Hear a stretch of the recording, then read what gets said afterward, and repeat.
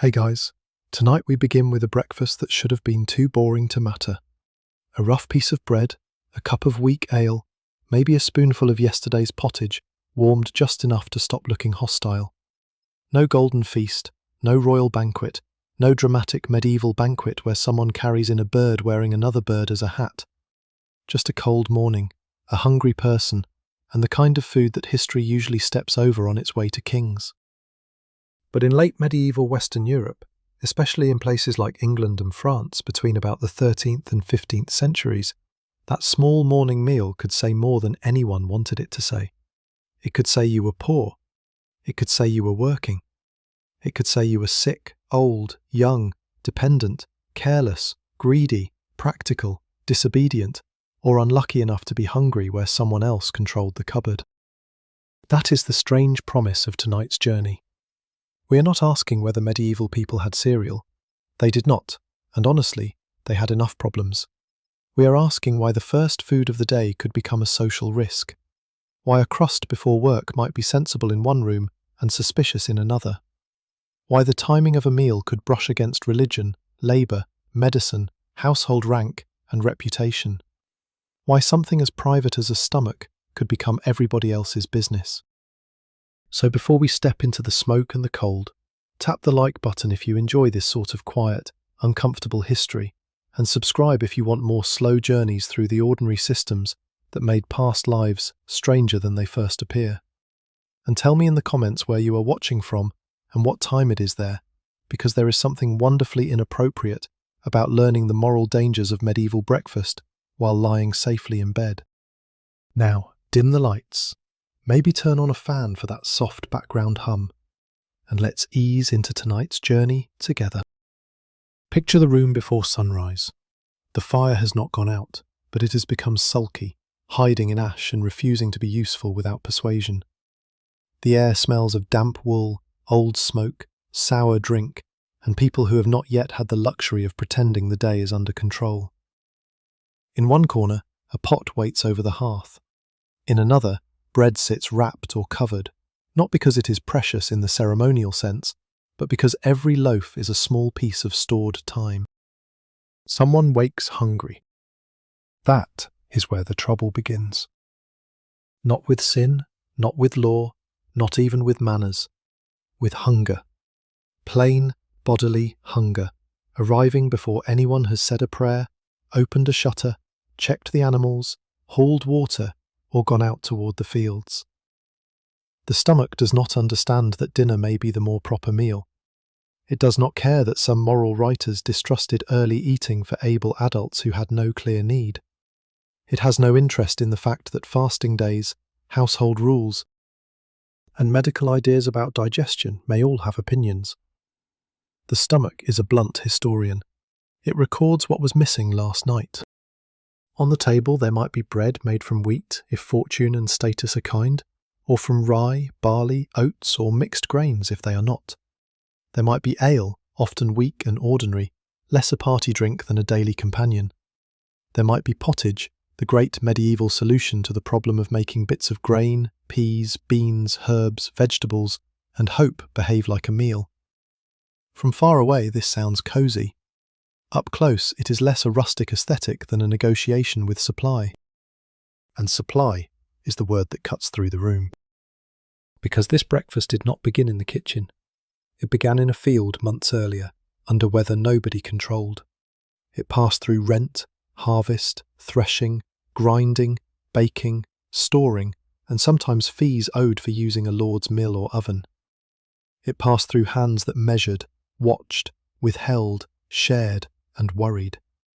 By the time the bread reached the morning, it already carried a history of obligation.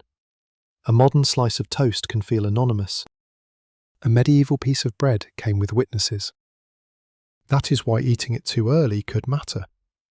In a household with enough food, breakfast might be a practical kindness. In a household counting every portion, it could be a premature claim. A servant taking bread before permission might be seen as theft. A labourer eating before heavy work might be seen as sensible. A child might be indulged. An elderly person might be excused. A sick person might be fed outside the usual pattern. A comfortable adult with no obvious labour ahead might be judged for softness, because apparently, even in the Middle Ages, people enjoyed turning other people's appetites into character analysis. The same food changed meaning, depending on the hand reaching for it. This is the first broken modern fantasy. We tend to imagine breakfast as personal. You wake, you eat, the day begins. But medieval breakfast belonged to a world where privacy was thinner, storage was visible, hierarchy lived indoors, and food had to justify itself before it entered the mouth. A room could know how much bread remained. A household could know who had eaten. A community could notice what smells came from a kitchen on a day when meat was forbidden. A monastery could hear the scrape of appetite against discipline. A workplace could demand strength while delaying the meal that made strength possible. The morning was not empty. It was crowded with rules before anyone sat down. Some of those rules came from religion. Christian fasting and abstinence shaped medieval eating in ways that varied by place, period, and status. Fridays, Lent, vigils, Ember days, and local custom could affect what people were supposed to eat and when. Meat might be restricted. At some times and in some regions, dairy and eggs could become complicated too. Wealth softened these rules. A rich household could obey with fish, sauces, almond milk, and enough kitchen labour to make restraint look suspiciously delicious. A poor household might obey with a thinner pot, and a face that suggested holiness was easier with a stocked pantry. Some rules came from medicine.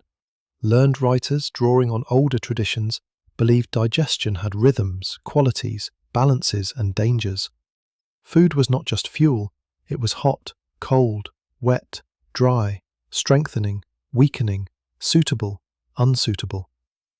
Eating too soon could be discussed as bad management of the body. The idea made sense inside their worldview. It was also exactly the sort of idea that becomes easier to follow when you are not the person expected to carry water in freezing air before noon. And some rules came from the household itself. These were often the most immediate. Who had the key? Who served? Who waited? Who received the better bread? Who was trusted near the pantry? Who could take food without explaining themselves? Power did not always need a throne. Sometimes it only needed a locked chest and a person standing close enough to say no. So our breakfast sits there, plain and dangerous. Bread, ale, pottage, maybe cheese if the day allows it, maybe leftovers if the household can spare them. It does not look like a trap. It looks like survival. But around it gather the field, the mill, the church calendar, the medical theory, the master's eye, the servant's fear, the worker's need, the child's hunger, and the old medieval suspicion that wanting something at the wrong time might reveal something faulty in the soul. The person in the room reaches toward the food, and before the bread is even broken, the morning has already begun asking questions. The questions follow the bread backward. Before it sits on the morning table, before anyone tears it apart with cold fingers, before it becomes evidence of greed or mercy or need, the loaf has already travelled through a small empire of labour. It has been seed in a sack, grain in a field, sheaves under a sky that might turn traitor, kernels beaten loose, flour dusting someone's arms, dough under a cloth, heat inside an oven, and finally, a thing carried home with the anxious relief people reserve for necessities. Bread looks simple only after everyone involved has finished suffering for it. Begin in the field where breakfast is still invisible. The grain is not food yet, it is weather held upright on a stalk. Too much rain can ruin it, too little rain can shrink it. A storm at the wrong moment can flatten weeks of work as if the sky has made a joke and refused to apologise. Birds take some, rot takes some, rent takes some, tithe takes some. Seed for next year must be held back, which is a deeply unfair arrangement from the stomach's point of view. The future keeps eating before the present has had enough. This is where the medieval morning becomes harsher than our cosy imagination wants it to be. A household does not simply have bread. It has survived enough previous decisions for bread to appear. Someone saved grain instead of eating it. Someone paid or owed a share. Someone guarded the store against damp, mice, theft, and desperation. Someone looked at what remained and tried to turn arithmetic into calm. Then comes the mill. The mill deserves its own place in this story because it is where necessity becomes a toll booth. In many manorial settings, tenants could be required to use the lord's mill, paying a portion for grinding. The details varied by region and agreement, and not every person in every place faced the same obligation. But the broader pattern matters. One of the most basic steps between grain and bread could be controlled. You grew it, or helped grow it, or bought it with money earned by your back. And still the road to flour might pass through someone else's right to take a share. A mill is not a villain with a moustache. It is worse. It is infrastructure. It stands there looking useful, grinding grain into what people need, while also reminding everyone that usefulness can be owned. The water wheel turns, the stones rumble, flour dust hangs in the air and clings to lashes, sleeves, hair and skin. The miller knows weights, measures, habits, complaints. He occupies that suspicious social position reserved for people who handle everyone else's necessities. Maybe he is honest. Maybe he is not. Maybe people accuse him anyway. Because when food is short, trust thins faster than ale at a bad tavern. The sound of the mill is the sound of dependence made mechanical. Stone against grain, water against wheel, obligation against appetite. From there, flour must become dough, and dough must meet heat. Baking could happen at home in some circumstances, but ovens also carried systems of access. In certain manorial contexts, tenants might owe use of a lord's oven or pay for baking rights. Towns had bakers, regulations, standards, and anxieties over weight and quality. Bread was too important to leave entirely to charm. Authorities cared whether loaves were honest, because a dishonest loaf did not merely disappoint breakfast. It threatened trust in the staple food that held ordinary life together. A short-weight loaf is a small object with a large insult inside it. Imagine the bakehouse early. Heat presses against the face. Smoke and flour mix in the throat. Dough waits in pale lumps. Hands slap, fold, lift and turn. A peel slides loaves into the oven's mouth. The work is skilled, repetitive and unforgiving. Too little heat and bread sulks. Too much and it hardens into accusation. Fuel costs matter. Timing matters. The baker's reputation matters. Bread must be ordinary, but it cannot be careless. Ordinary things are often the least forgiving because everyone depends on them and no one applauds when they go right. Now the loaf returns to the household, and with it comes the entire chain it has survived. This is why the morning table is already crowded before the family gathers. The field is there, the weather is there, the miller is there in flowery ghost form, possibly overcharging in the afterlife. The oven is there, the rent is there, the tithe is there, the stored grain is there, the fear of next week is there. A loaf is not a private object, it is a public process that has been allowed indoors. And this changes the emotional temperature of breakfast. A modern person can waste toast with only minor guilt and perhaps a judgmental glance from the compost bin. In a medieval household living close to the edge, waste had a sharper sound. A piece dropped in dirt, burned, stolen, eaten too early, given too generously, or saved too long could matter. Not always catastrophically. People were not living every second in melodrama, but the margin was narrower. And narrow margins make small mistakes louder. This is also why bread developed ranks of its own. Fine white bread, made from better wheat and more carefully bolted flour, signalled status. Darker, coarser breads, made from rye, barley, oats or mixed grains, were more common lower down the ladder, depending on region and harvest. Bread could announce class before anyone spoke. The loaf did not need embroidery. Its colour, texture and crumb already knew where it belonged. At an elite table, bread might function as food, plate, display and expectation. Trenchers of stale bread could hold other foods, absorbing juices before being eaten or distributed, depending on custom and household practice. In humbler homes, bread had less time to become tableware with aspirations. It was eaten because bodies needed it. If it was hard, it could be dipped. If it was stale, it could be softened. If it was coarse, teeth and patience negotiated. Medieval people were very good at making food useful after comfort had abandoned it. Pottage did a similar job with different manners. It did not pretend to be noble. It accepted whatever the household could give. Grains, peas, beans, leeks, onions, greens, herbs, scraps, sometimes bits of meat or fat when available and allowed. It was flexible because life required flexibility. It could be hearty enough to strengthen a worker, or thin enough to make the spoon feel mostly symbolic. In a wealthy kitchen, pots could multiply into choice. In a poorer one, the pot became a family's daily argument with insufficiency. Ale too had a history before the cup. Brewing required grain, water, fuel, vessels, knowledge, and time. Women often played major roles in household brewing and in commercial ale production, though patterns changed across regions and centuries as brewing became more regulated and commercialized. Ale could nourish, warm, and comfort, but it was also another form of grain transformed by labour.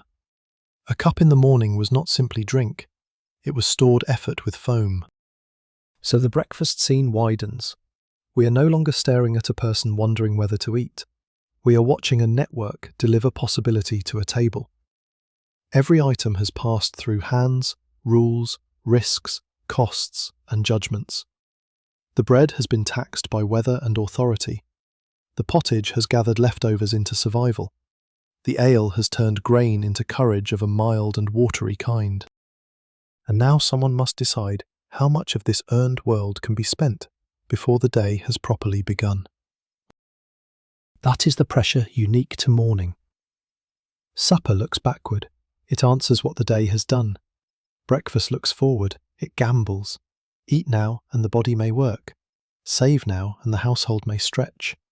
Deny now and someone may weaken. Allow now and someone may accuse. The meal sits at the edge of uncertainty, where nobody yet knows whether the day will be generous, average, or mean enough to remember. The loaf on the table is quiet, but it is not innocent. It has come through too many systems for innocence. It carries the field's weather, the mill's rumble, the oven's heat, the household's accounts, and the soft terror of running short. By the time a hand reaches for it, breakfast has already been negotiated by half the village. By the time the loaf enters the house, the most important object in the room may not be the table at all. It may be the chest. A storage chest does not look dramatic. It has no shining blade, no royal seal, no carved saint looking down with wooden disappointment. It simply sits there against a wall, heavy with what remains. But in a medieval household, the chest could be a quieter kind of authority. It turned the harvest into portions. It made abundance visible and shortage impossible to ignore. It held grain, flour, cloth-wrapped bread, dried peas, beans, perhaps cheese, perhaps salted fish. Perhaps nothing much, except the echo of better planning and worse weather. If the mill was dependence made mechanical, the chest was anxiety made domestic. Everyone in the household knew its meaning, even if they did not all know its exact contents. A child might know by the tightness in an adult's voice. A servant might know by how carefully scraps were watched. A wife might know by the weight of the flour remaining, by the speed at which the ale disappeared, by whether the next baking could be generous, or must be made to look generous with the help of darkness and optimism. A husband might know by the rent due, the work available, the market price, the next obligation arriving with its hand out. The chest made tomorrow sit inside today's room. That is what breakfast disturbed. Supper could be defended as the day's closure. Dinner, the main meal for many people, could be defended as the body's proper refuelling after a stretch of work. But breakfast came early, before proof. It took from the stored future before the day had earned anything back. A crust at dawn was not just a crust. It was a tiny withdrawal from hope. This is not to say every household counted every crumb with the emotional warmth of a tax collector. People shared, wasted, laughed, forgot, indulged children, fed animals too well, burned things, ruined batches, and made bad choices because they were human rather than perfectly organized survival devices. But the chest gave food a background pressure. It reminded people that need repeated itself. The stomach might ask once in the morning. The household heard all the mouths that would ask later. That difference matters. The person eating feels the present. The person managing stores feels the calendar. In many households, especially modest ones, managing stores was not an abstract economic task. It was a daily skill, often carried by women, though authority and property rights varied by place, class, marital status, and local custom. The woman near the hearth might not own the grain in a legal sense. She might not control the rent, the field, the mill fee, the harvest, or the price at market. But she was expected to transform whatever existed into meals that made the household function. This is one of history's least glamorous forms of power responsibility without full control. And responsibility without control is a magnificent machine for producing blame. If the stores lasted, that was ordinary. If they failed, someone had mismanaged. If bread ran short, someone had been careless. If servants complained, someone had fed them too little or allowed them too much. If guests were poorly treated, the household's honour suffered. If children cried, the shortage became audible. The chest might contain grain, but it also contained the possibility of accusation. This is where breakfast becomes sharper. An early meal was not only a decision about one body, it was a decision about distribution. Who needed strength immediately? Who could wait? Who would complain if asked to wait? Who had the social right to complain? Who could be quietly underfed without causing trouble? A household does not need formal cruelty to become unequal. It only needs limited food and a ranking system. Watch the morning through that ranking. The labourer going out may receive a larger share because his strength is tied to wages or field work. The child may receive softened bread because crying is hard to ignore and growth is hard to postpone. The old person may need broth because hard crust and weak teeth conduct a private war. The servant may wait because service is built from waiting.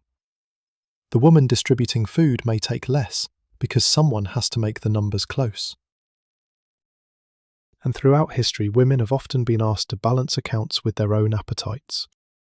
Not always, not everywhere, but often enough for the pattern to have weight. There is nothing cinematic about this kind of sacrifice. No swelling music follows a person who says she is not hungry when she is. No chronicle records the strategic disappearance of a mother's portion into a child's hand. But the household runs on these small invisibilities. Medieval history, like most history, is full of people whose labour was only noticed when it stopped working, and whose hunger was only noticed when it became inconvenient.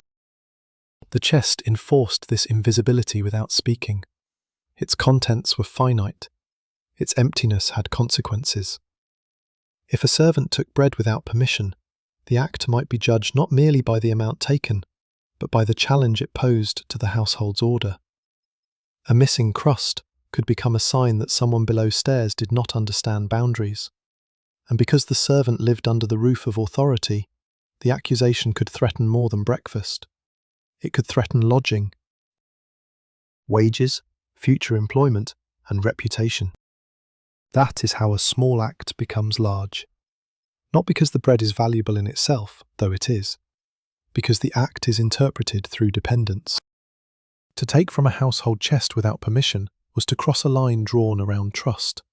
But trust itself was uneven. The master's access looked natural. The mistress's access looked managerial.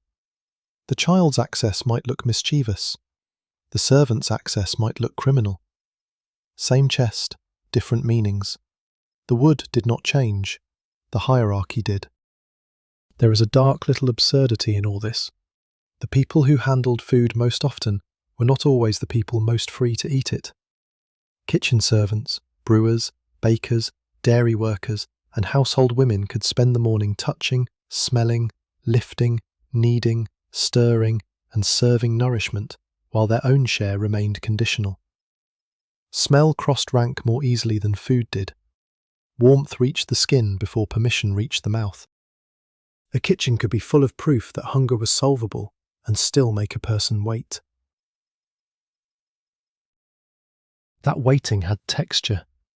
It was the scrape of a ladle against the pot, The low thud of a chest lid, the slice or tear of bread, the clink of a cup, the sound of someone else being served first.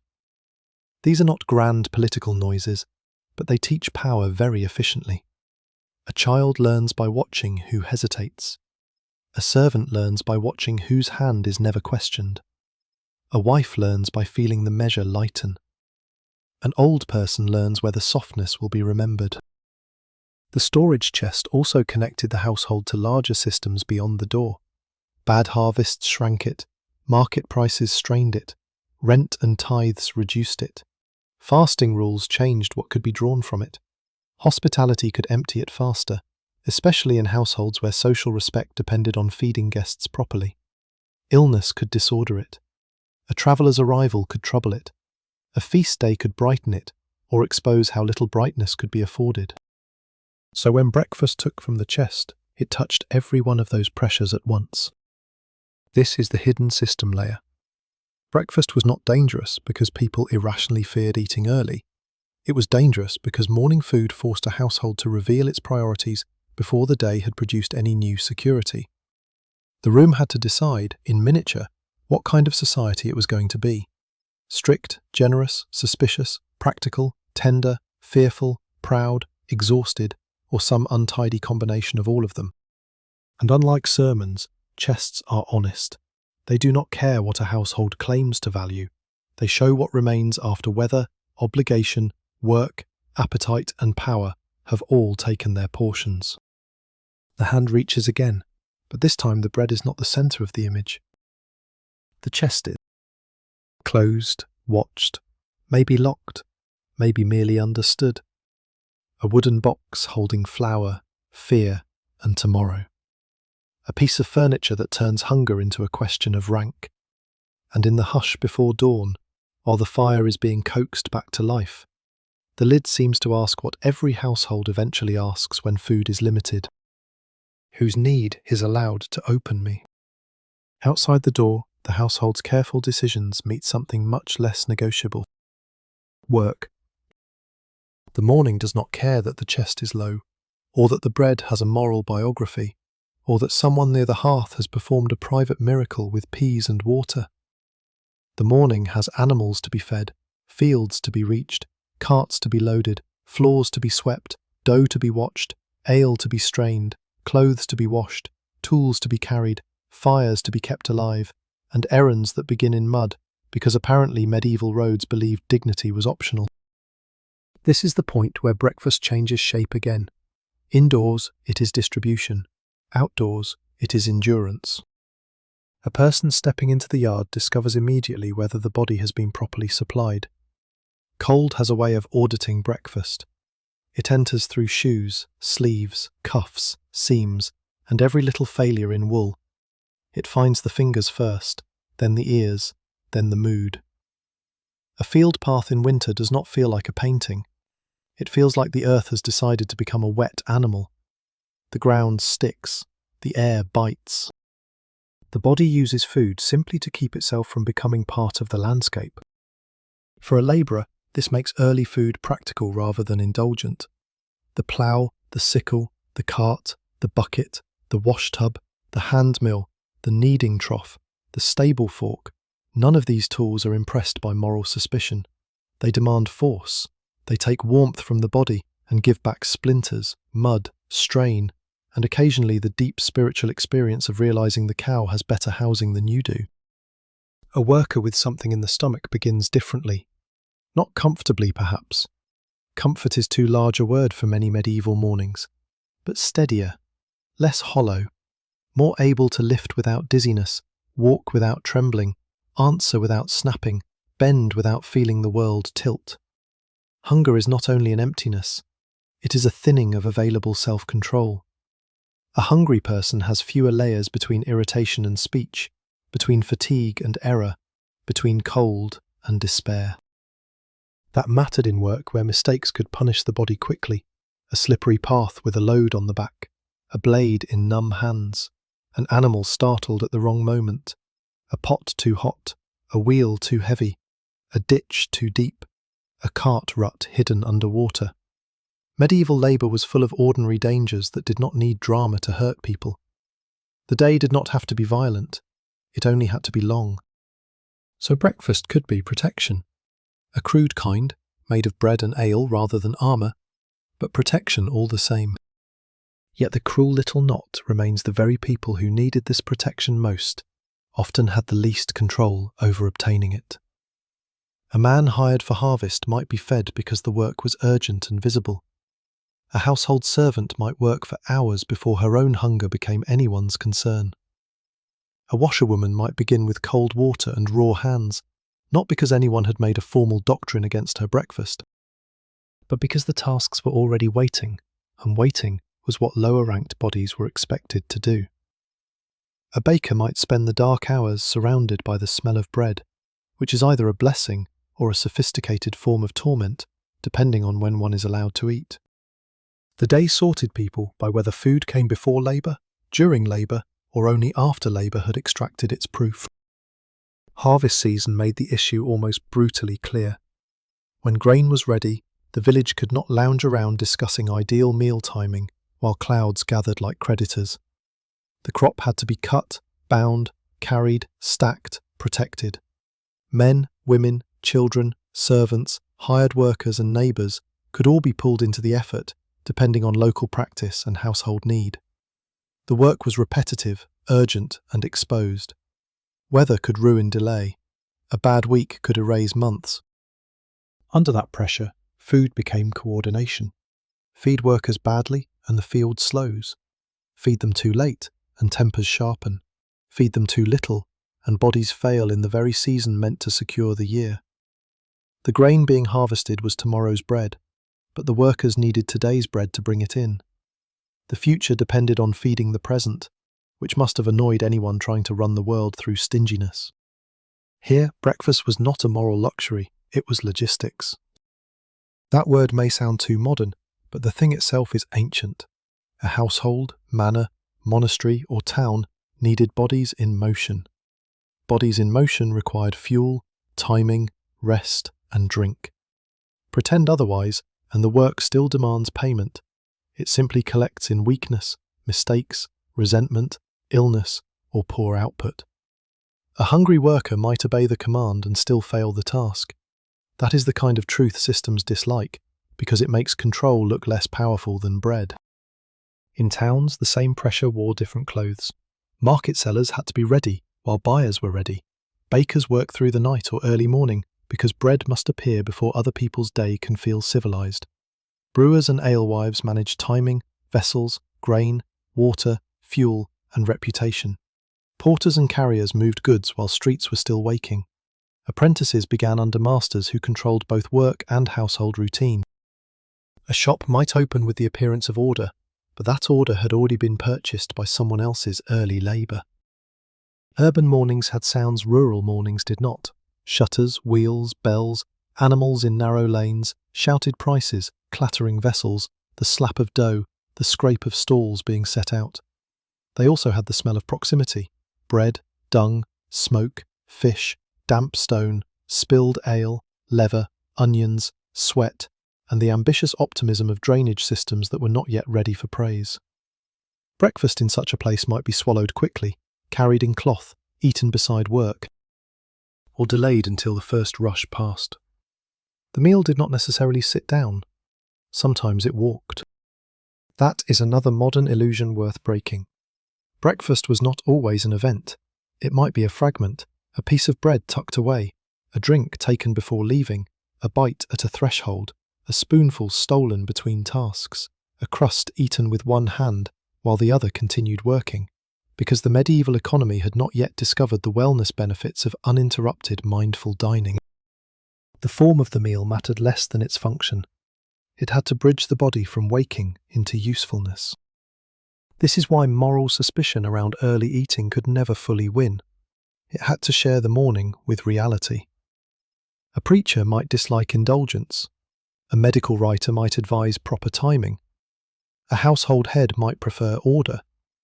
But frost, harvest, market, animals and wages had their own authority. The cow does not care about gluttony. The grain does not care about digestion theory. The customer does not care whether the apprentice's stomach has achieved balance. Work keeps interrupting ideology with objects. A bucket must be lifted. That simple fact reorganizes the whole room. The person going out cannot be judged only by appetite. They must be measured against the demand ahead. What looks like greed beside a warm hearth may look like common sense at the edge of a frozen field.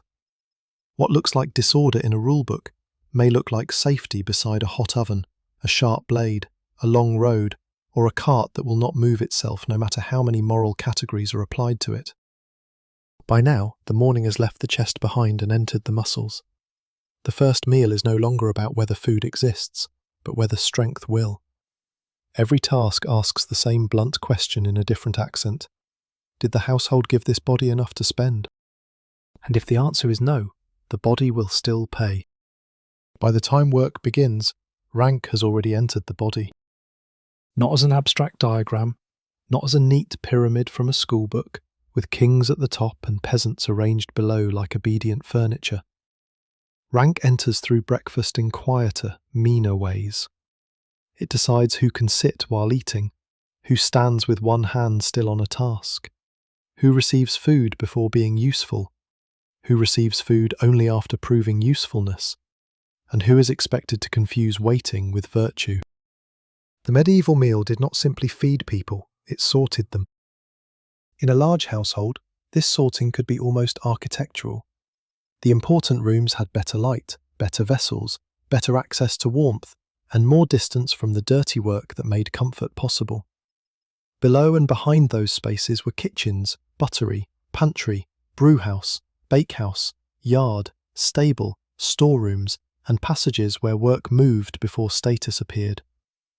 Morning made that hidden machinery visible if you knew where to look. A lord or wealthy householder did not need to personally shout at every stomach. The building did some of the shouting for him. Doors separated, keys controlled, benches indicated. Servants moved through spaces where they belonged and avoided spaces where they did not. Food travelled upward in quality and downward in leftovers, allowances, and practical portions. Breakfast, if taken by different people at different times, showed the house in motion. Some mouths were destinations, others were instruments. That is a colder truth than the usual image of medieval hierarchy, because it does not require cruelty, it only requires routine. Routine can be merciful in one household and brutal in another. Some masters and mistresses fed dependents decently. Some probably understood perfectly well that a servant who had risen before dawn needed something more convincing than moral encouragement. Others were stingier, suspicious, or merely trapped inside the ordinary blindness of people who benefit from labour they do not personally perform. But even in a decent household, the structure remained. A servant's breakfast was rarely just breakfast. It was part of a wage, a contract, a custom, an expectation, and a lesson in place. To live under someone else's roof meant the roof itself had opinions. Servants might be fed as part of their employment, and food could be a significant part of compensation. That sounds practical, and it was, but it also meant dependence entered the mouth. If food is part of your wage, then the person who feeds you is not simply generous. They are fulfilling an obligation that also keeps you near, available, watched, and replaceable. The morning cup and crust may keep you alive, but they also remind you that your survival has a supervisor. For apprentices, the arrangement could be even more formative. A young person placed in a master's household did not simply learn a trade. He learned the hours, the manners, the silences, the acceptable hungers. The shop and the home often overlapped. Work discipline and domestic discipline shared a roof. If breakfast came late, small, or under rebuke, the lesson was not only about food. It was about becoming the kind of subordinate who did not ask too early, chew too loudly, linger too long, or mistake the master's resources for common comfort. Training the hands was never enough. The stomach had to be apprenticed too. This is where law begins to hover nearby, not always as a statute about morning meals, but as the broader frame that made food, service, and property enforceable. Grain could be owed, mills and ovens could be controlled, markets could regulate bread weight and ale quality. Theft could be punished, service could be bound by agreement, wages could be shaped by custom, local rules, and after the demographic shocks of the later Middle Ages, by authorities anxious about labourers demanding more. Breakfast sat inside that world of obligation even when nobody wrote the word breakfast in the margin. The law cared about food because food was order. Bread too light, ale too weak, prices too sharp, measures too dishonest. These were not cute medieval inconveniences. They threatened trust in daily life. A town could tolerate many smells, and medieval towns were certainly enthusiastic laboratories of smell, but it could not easily tolerate uncertainty over the staple foods everyone needed. Regulation of bread and ale was a way of saying that survival had to be measurable. A loaf should weigh what it claimed. A cup should not be fraud-wearing foam. But law, like breakfast, looked different from different places at the table. When a baker cheated the public, authority might respond because public disorder threatened the town. When a servant took food from a household, the issue could become private discipline, accusation, dismissal, or worse, depending on circumstances. Both involved food. Only one necessarily became a civic concern. Power decides which hungers are public problems and which are personal failings. Gender sharpened that divide. Women's work around breakfast was everywhere and often underdescribed. Brewing, baking, dairying, cooking, cleaning vessels, tending fires, feeding children, managing small stores, stretching leftovers, preparing food for men leaving to work, and supervising servants where the household could afford them. In poorer homes, a woman might be cook, brewer, nurse, accountant, fuel manager, childminder, and damage control committee before the son had done anything useful. In wealthier homes, a mistress or noblewoman might oversee larger provisioning systems through servants and officers, with hospitality and household honour at stake. Different scale, same underlying exposure if food failed, blame looked for a woman nearby. This is not because women universally controlled medieval food in some simple, empowering sense. Control varied enormously. A married woman's legal and economic position depended on place, class, and circumstance. Widows might have more independence than wives in some contexts. Elite women could wield real household authority. Poor women might manage daily food without controlling the resources that determined whether enough food existed. But across classes, the labour of making meals appear was heavily gendered, and breakfast showed the strain early. A woman near the hearth had to turn hierarchy into portions without making it look like violence. That sentence is heavy because the act itself was heavy. Give the larger piece to the labouring man because his work brings wage or fulfills obligation. Save softness for the child or the old. Keep enough for the midday pot. Hold back what must not be used yet. Feed a servant enough to work, but not so freely that someone complains of waste. Observe fasting rules if the day requires them. Avoid shame before guests. Hide shortage when possible. Accept that, if the numbers do not close, her own hunger may become the easiest place to erase the deficit. The household ledger could be balanced inside a woman's body. No record needs to say this plainly for the logic to be visible. Food systems often depend on someone absorbing shortage without making an official event of it. The one who serves last may also eat least. The one who manages portions may present refusal as preference. "I am not hungry" is one of the oldest lies told for the sake of household peace. And then there is the law of reputation, which may be the strictest law of all because it requires no clerk.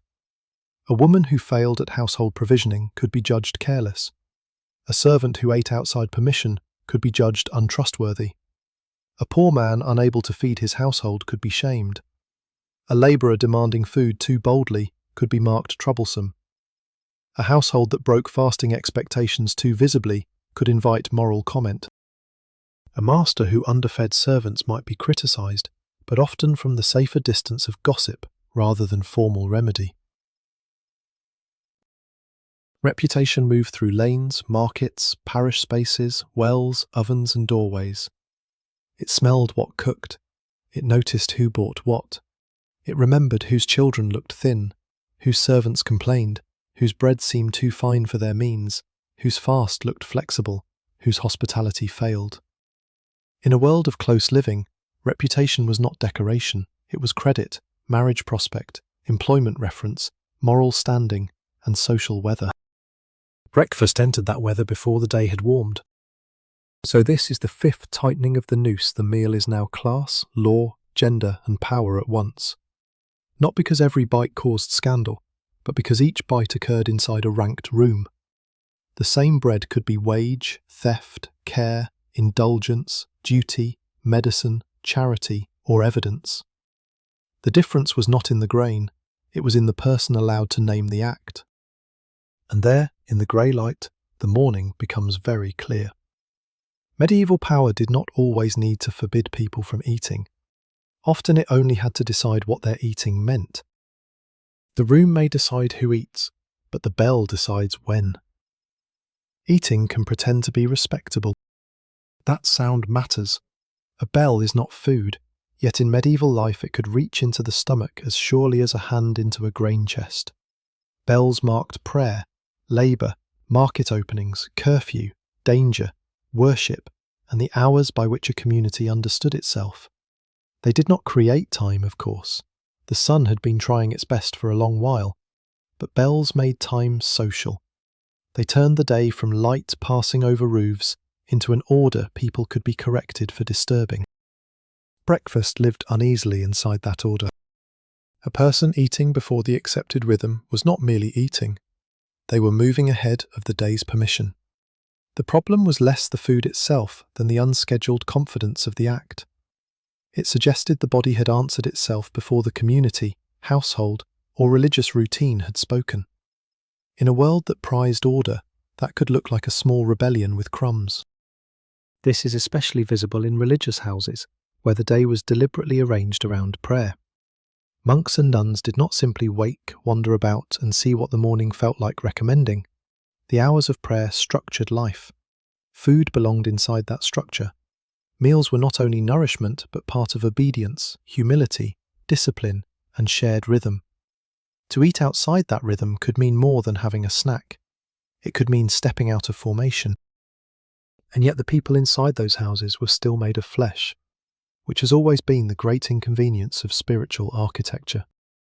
A monastery might have rules for meals, fasting, silence, readings during eating, and care for the sick.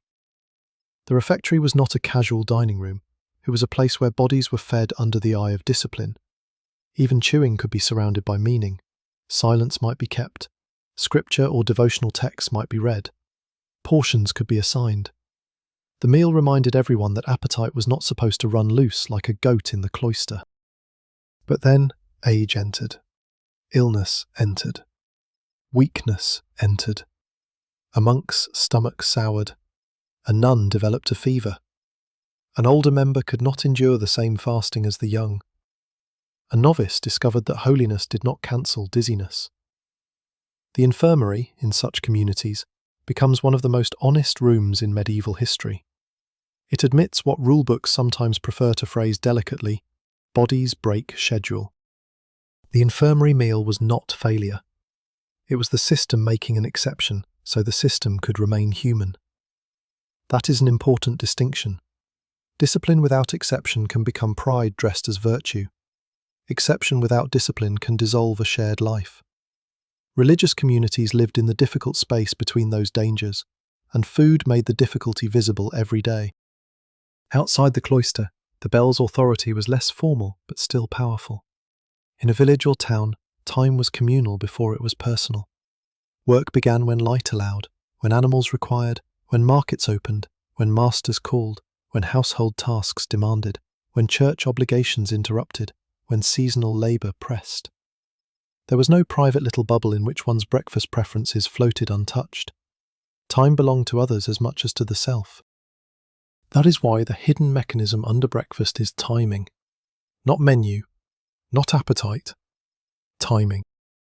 The same bread eaten at 1 hour could look necessary, and at another hour suspicious. A drink before a long walk could be sensible. The same drink taken lazily by someone expected to wait might invite comment. Pottage before harvest could be fuel. Pottage before a fast was properly observed could become a problem. Cheese on one morning might be ordinary. On another, depending on the calendar and local practice, it might sit there looking theologically unhelpful. Food changed moral colour when the day changed behind it. This is hard for modern people to feel because our time is fragmented into private schedules. One person eats at 6, another at 10. Another performs the bleak ritual of calling coffee breakfast and hoping the body does not ask follow-up questions. Medieval time was not uniform either, but it was more openly shared. Bells, daylight, work obligations, prayer, markets and seasons gave eating a public frame. To eat outside that frame required a reason. The reason could be accepted. That is the key. This was not a world where every early mouthful caused outrage. A traveller might eat because roads were uncertain. A labourer might eat because fields were waiting. A child might eat because children are small uprisings of need. The old and sick might be fed because compassion and practicality both understood that frailty cannot be scheduled like a sermon. But once reasons matter, interpretation begins. Interpretation is the small court where breakfast could lose the case. Was the traveller truly leaving early, or merely fond of comfort? Was the worker facing hard labour, or making excuses? Was the servant exhausted, or impertinent? Was the sick person weak, or enjoying the privileges of weakness too much? Was the wealthy person delicate, or spoiled? Was the poor person needy, or undisciplined? Medieval society did not require modern bureaucracy to produce paperwork in the soul. It could create enough paperwork through judgment. Medical theory gave timing another vocabulary. Learned medicine, drawing from ancient authorities, imagined digestion as a process requiring proper sequence. The stomach cooked food internally. The body transformed it through stages. Eating before the previous meal had settled could be considered harmful, depending on the person, season, constitution, and advice being followed. This was not nutritional science as we understand it now, but it was not random either. It was a coherent attempt to explain why bodies felt heavy, weak, feverish, sluggish, or unsettled after eating. Inside that worldview, breakfast could look medically questionable for some people. If the body had not finished its internal work from supper, why burden it again? If early appetite showed imbalance, should it be indulged? If age, labour, temperament, or illness changed the case, how should the timing shift? The educated answer might be nuanced. The household version could become much simpler and sharper. Eating too early is bad for you, unless someone important agrees that it is not. That last clause does a great deal of work, because knowledge, like food, moved unevenly. Medical advice was more available to elites and literate circles, but simplified ideas travelled through culture. People did not need to read Latin to inherit suspicions about timing, moderation, and bodily order. A rule that began as learned discussion could descend into ordinary scolding. Human civilization has always been talented at turning complex advice into something an older relative can use against you before dawn. Religion, medicine, and household discipline therefore met in the clock of the body. Each had its own concern. Religion feared disordered desire. Medicine feared disordered digestion. Household authority feared disordered stores and disobedient dependence. Work feared weakness. The person holding the bowl stood in the middle of these competing experts, all of whom agreed that the body mattered, and none of whom had to inhabit that exact stomach at that exact moment. This is the hidden rule: the body could speak, but it was not allowed to be the only witness. A growling stomach was evidence, not verdict. It had to be weighed against the bell, the fast, the work, the rank, the stores, the season, the household mood, the reputation of the eater, and the interpretive talents of whoever was watching. Hunger may have been ancient, but in medieval Europe it had to argue in a crowded room. And so the morning gains another sound. Not the chest lid, not the millstone, not the scrape of a ladle. The bell. Clear, public, indifferent. It rings over roofs and lanes, over cloisters and yards, over kitchens where people are already working and bodies are already asking for terms. It does not know who has eaten. It does not know who has waited. It only tells the world that time has moved. The stomach knew that already. Consequences rarely arrived with drums. They arrived as a look, a glance toward the pantry, a pause when the loaf seemed smaller than expected, a master asking a question in the tone of someone who already owns the answer, a neighbour noticing smoke from a cooking fire on the wrong kind of day, a servant's name spoken twice in a room where it had once been spoken once. That is how a breakfast became dangerous, not because every morning bite led to punishment, but because food made character easy to accuse. The accusation did not need to be large. In a close household, small suspicion could travel faster than truth. If bread went missing, the hungry servant was an obvious suspect. If stores thinned too quickly, the person with least authority might become the explanation. If someone was seen eating before permission, the act could be remembered not as fatigue, not as need, not as the ordinary desperation of a working body, but as a habit. A habit became a trait became a reputation. And reputation, in a medieval community, could follow a person like a bad smell through a narrow lane. This is where breakfast stops being private damage and becomes social weather. A servant dismissed for dishonesty, even over something small, might lose more than a place at table. Service was shelter, wages, food, training, reference, and future opportunity tied together in one fragile bundle. To be sent away under suspicion could make the next household hesitate. A master did not need proof polished enough for a royal court. He needed doubt. Doubt is cheaper than justice and easier to carry. The crust itself may have been worth little. The story attached to it was expensive. For an apprentice, the danger could work differently. He was supposed to become trustworthy, obedient, skilled, and properly contained. If he was known for slipping food, lingering too long over drink, taking more than his share, or treating the master's household as if its resources were loosely public, the fault was not merely appetite. It was formation gone wrong. He was not only hungry, he was becoming the wrong kind of man. Medieval discipline loved turning behaviour into destiny. One bad habit could be made to look like a window into the entire future, which is impressive work for a missing heel of bread. In village life, food suspicion could settle into memory even without formal punishment. People knew who borrowed grain. They knew who returned it late. They knew whose household seemed thin, whose children asked elsewhere, whose hens vanished suspiciously near feast days, whose ale was weak, whose loaf was too light, whose pantry looked better than their poverty should allow. The village was not one big family. It was a memory machine with livestock. That memory could protect people, but it could also trap them. A poor household might be watched more closely because poverty made need visible. If they ate well once, someone might wonder how. If they ate badly, someone might judge their management. If they asked for help, the asking could become part of their identity. If they did not ask, hunger stayed private until it became illness, weakness, or debt. There was no perfect posture for need. Stand too straight and people doubted you were struggling. Bend too much and they remembered you as dependent. Breakfast became one of the small places where that impossible posture had to be performed. Fast days added another form of consequence because they made food choice morally legible. A household could fail quietly in many ways, but certain foods announce themselves. Meat smells, fat speaks. A cooking pot can betray the calendar. On a day when abstinence was expected, the wrong aroma drifting from a house might not create official disaster, but it could create talk. Talk mattered. A family already disliked by neighbours might find its breakfast interpreted harshly. A respected household might receive the benefit of doubt. Holiness, like many things, travelled more comfortably with good standing. This is not to say every medieval Christian spent the morning sniffing around doorways like a parish bloodhound. People were busy. People were tired.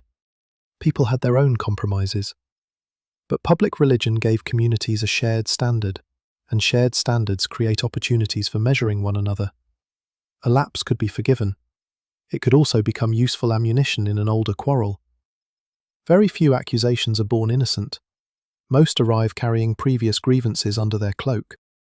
So the breakfast that ruined your life may not be the first offence. It may simply be the one people can name. The market had its consequences too. Bread and ale were regulated in many towns because staple food had to be trusted.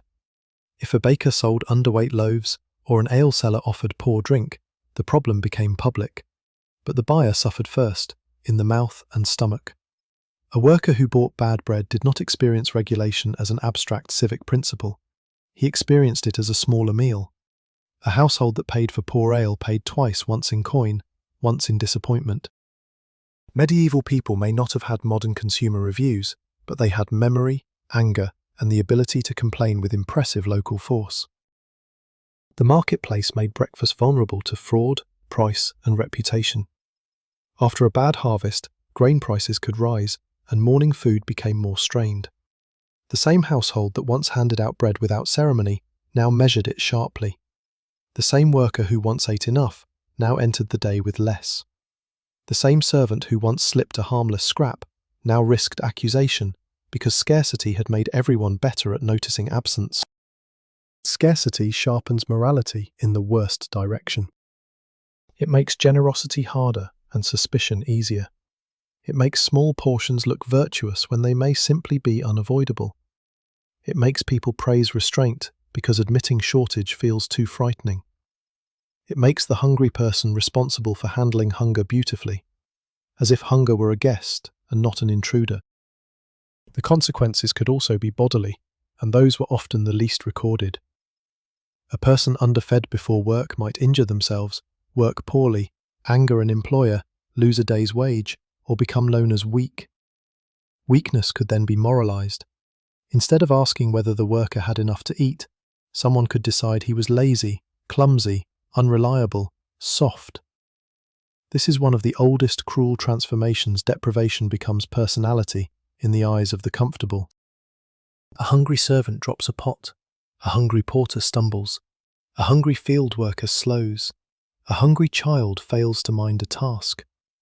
The visible mistake gets remembered. The invisible mourning does not.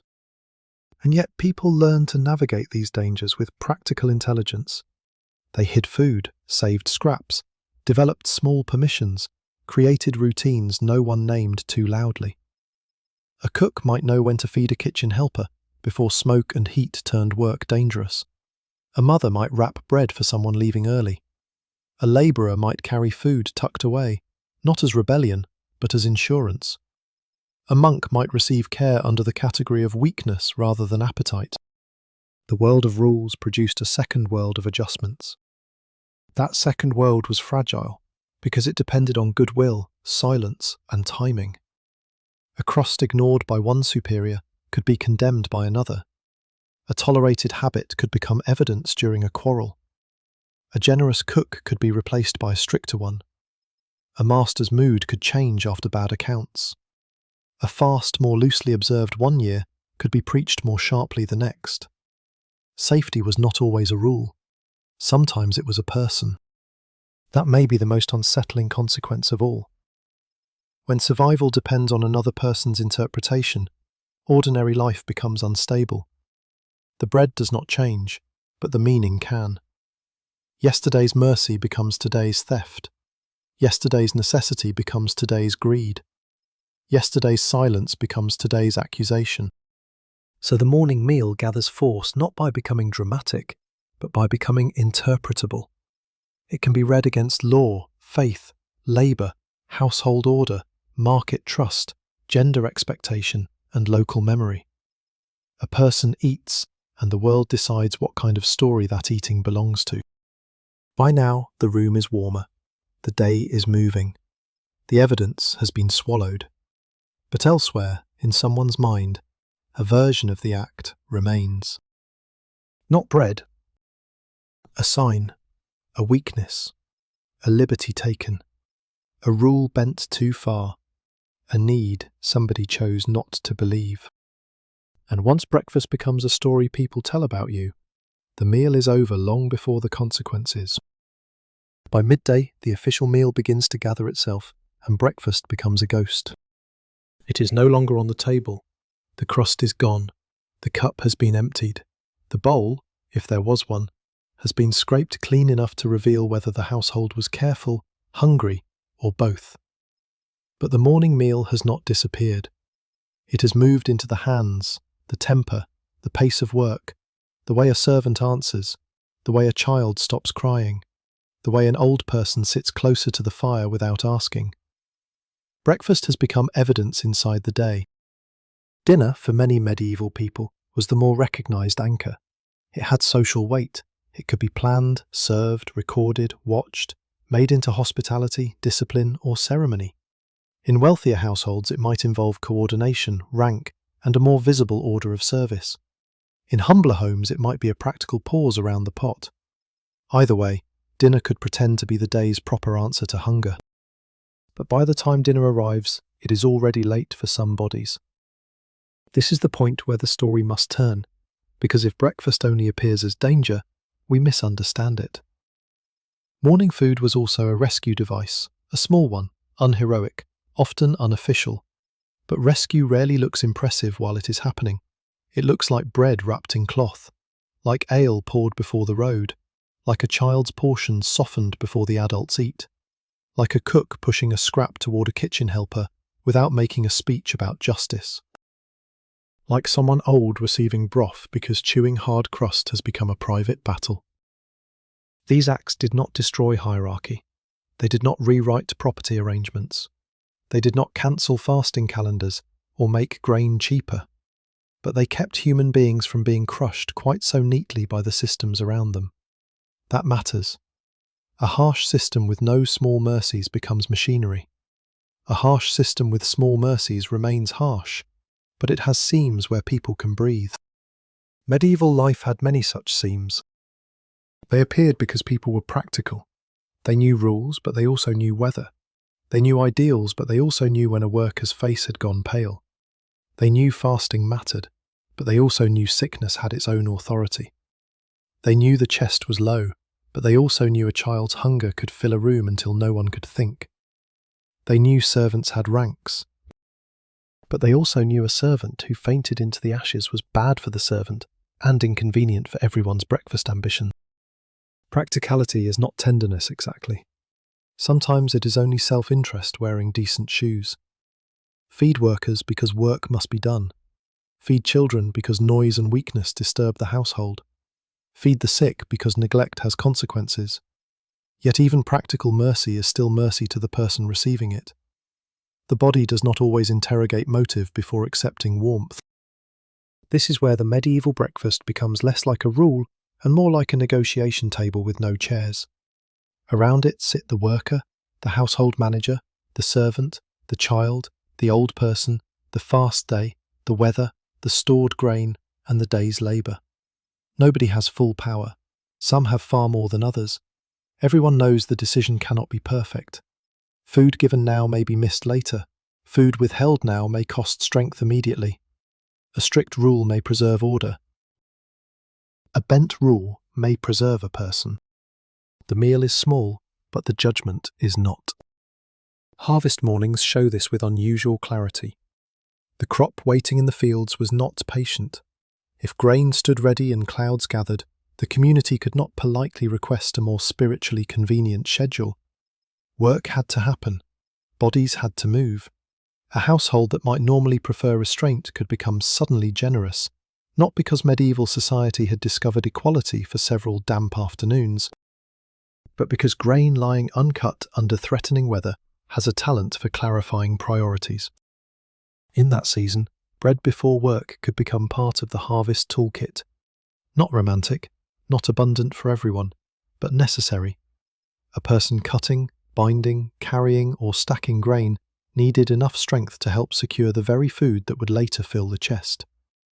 The future, which had been so greedy in the form of seed, now required immediate feeding in the form of labour. Deny the body too sharply, and tomorrow's bread suffered.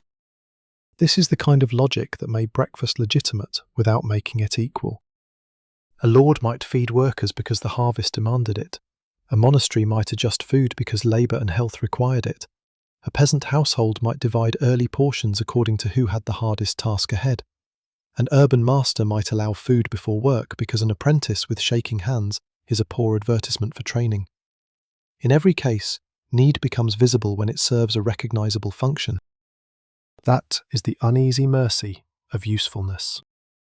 If your hunger could be connected to work, age, illness, travel, or weakness, it had a better chance of being understood. If it appeared as mere desire, it could be judged. So people learn to translate hunger into acceptable languages, not always consciously, not with cynical strategy every morning, but through habit. He must eat. He is going to the fields. Give her something. She is not well. The child cannot wait. They leave before light. The road is long. The harvest is on. Need passed more safely when dressed as necessity. And yet even this reveals the trap. A person should not have to become useful, helpless, very young, very old, visibly sick, or seasonally urgent before hunger becomes believable. But many societies, not only medieval ones, prefer hunger when it has paperwork. So the midday renewal is not cheerful. It is clearer. Breakfast was dangerous because it could be interpreted against you, but it was also powerful because it allowed people to interpret rules more humanely. The same household that locked the chest might also make exceptions. The same religious culture that praised fasting might also care for the weak. The same village that gossiped might also share food when scarcity became too plain to ignore. The past was not one mood. It was a crowded room of competing instincts. The trick is to hold both truths at once without flattening either. There was control and there was care. There was suspicion and there was common sense. There was moral anxiety about appetite, and there was the blunt fact that a body expected to work must be fed. There were households where rank hardened every meal, and households where affection softened it. There were people who used rules to dominate, and people who bent rules because life had given them better judgment than the rule book. By now, the first food of the day has changed its role again. It is no longer only a risk, a withdrawal from the chest, a timing problem, or a social accusation. It is also a form of daily repair, a way of patching the gap between what systems demand and what bodies can endure. A little bridge made of grain, drink, heat, and permission. At midday, the larger meal may claim the honour of feeding the day, but the morning meal has already done something quieter. It has decided whether people arrived at that meal steadied or strained, seen or ignored, protected or merely used. And in that difference, small enough to vanish from most records, a whole household's moral weather can be felt. That moral weather changes again when the meal leaves the house and enters the conscience. Because the strangest contradiction in this story is not that some medieval people ate breakfast and some did not. Human beings have never agreed that cleanly about anything involving food. The stranger thing is that the same society could depend on hungry bodies while remaining deeply suspicious of appetite. It needed people to work, walk, lift, knead, haul, cut, wash, carry, pray, serve, and endure. But it also surrounded desire with warnings, schedules, categories, and judgments, as if the stomach were a small animal that might seize political power if left unattended. That is where the morning becomes more than domestic history. It becomes a study in control. Medieval Christianity did not treat eating as meaningless. Food entered the moral life because the body entered the moral life. Fasting could teach discipline. Abstinence could mark sacred time. Restraint could help turn attention away from comfort and toward God. These ideas mattered sincerely to many people. We should not flatten them into hypocrisy, because that would be lazy and unfair. For a devout person, refusing or delaying food could be a real spiritual act, a way of placing the soul above the tug of the body. But ideals become complicated when they pass through class. A wealthy person could practice restraint with options. A poorer person might experience restraint as the name given to what scarcity had already done. One household abstained from meat, with fish, spices, almond milk, trained cooks, and enough variety to make the fast feel almost suspiciously well catered. Another household faced the same sacred season with beans, greens, coarse bread, thin pottage, and the exciting devotional challenge of pretending not to miss fat. Both could be inside the same religious calendar. Only one could afford to make obedience fragrant. This is not an argument that medieval fasting was fake. It is an argument that the pantry translated holiness. The contradiction deepens because gluttony, in medieval moral thought, could be understood in several ways. It was not only eating too much, it could be eating too soon, too eagerly, too delicately, too expensively, or with too much pleasure. That list is almost comic in its precision. Somewhere, a hungry person is being told that the problem is not only the amount of bread, but the emotional tempo of the chewing. The sin is not merely fullness, the sin is badly managed desire. For elites, this could become a critique of luxury, a table too rich, a palate too fussy, a person too attached to sauces, rare foods, and splendid excess could be morally mocked. Medieval satire and preaching had room for the overfed rich, and rightly so. A swollen feast could look like spiritual disorder served in courses. Yet the language of appetite also flowed downward, where it could become harsher because poor and dependent people had fewer defences. A lord's excess might be a sermon example. A servant's appetite might be a dismissal. That is the knife edge. The people most vulnerable to being judged over food were often those whose hunger had the most practical justification. A worker needed strength. A servant had already been labouring. A child was growing. A poor household had few alternatives. But vulnerability makes interpretation easier for those above. If a person has rank, appetite can be explained as taste, health, custom, or delicate constitution. If a person lacks rank, appetite may need to prove itself before it is believed. The body was universal. The permission to be bodily was not. This contradiction also appears in medieval medicine, though with a different vocabulary. Learned medicine tried to explain appetite through balance, digestion, temperament, season, age, and the qualities of food.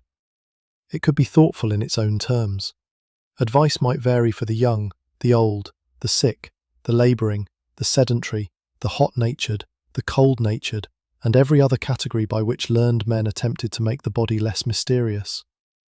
But once again, theory became uneven in practice. The rich could consult, adjust, choose, and obtain. The poor could mostly notice whether they were dizzy. Medical refinement needs supplies. It is difficult to tailor the qualities of food when the available menu is bread, ale, and whatever the pot has agreed not to become. So the body existed between two kinds of interpretation. Religion asked what appetite meant for the soul. Medicine asked what timing meant for health. Labour asked whether the person could keep moving. Household authority asked whether the stores would last. Poverty asked a shorter question: is there anything? Breakfast sat where all those questions collided. And because collision is uncomfortable, societies often turn it into character. Instead of saying, this person has too little control over food, time and work, it is easier to say, this person lacks discipline. Instead of saying, this household is under pressure from rent, season, labour and fasting obligations, it is easier to say, they manage badly.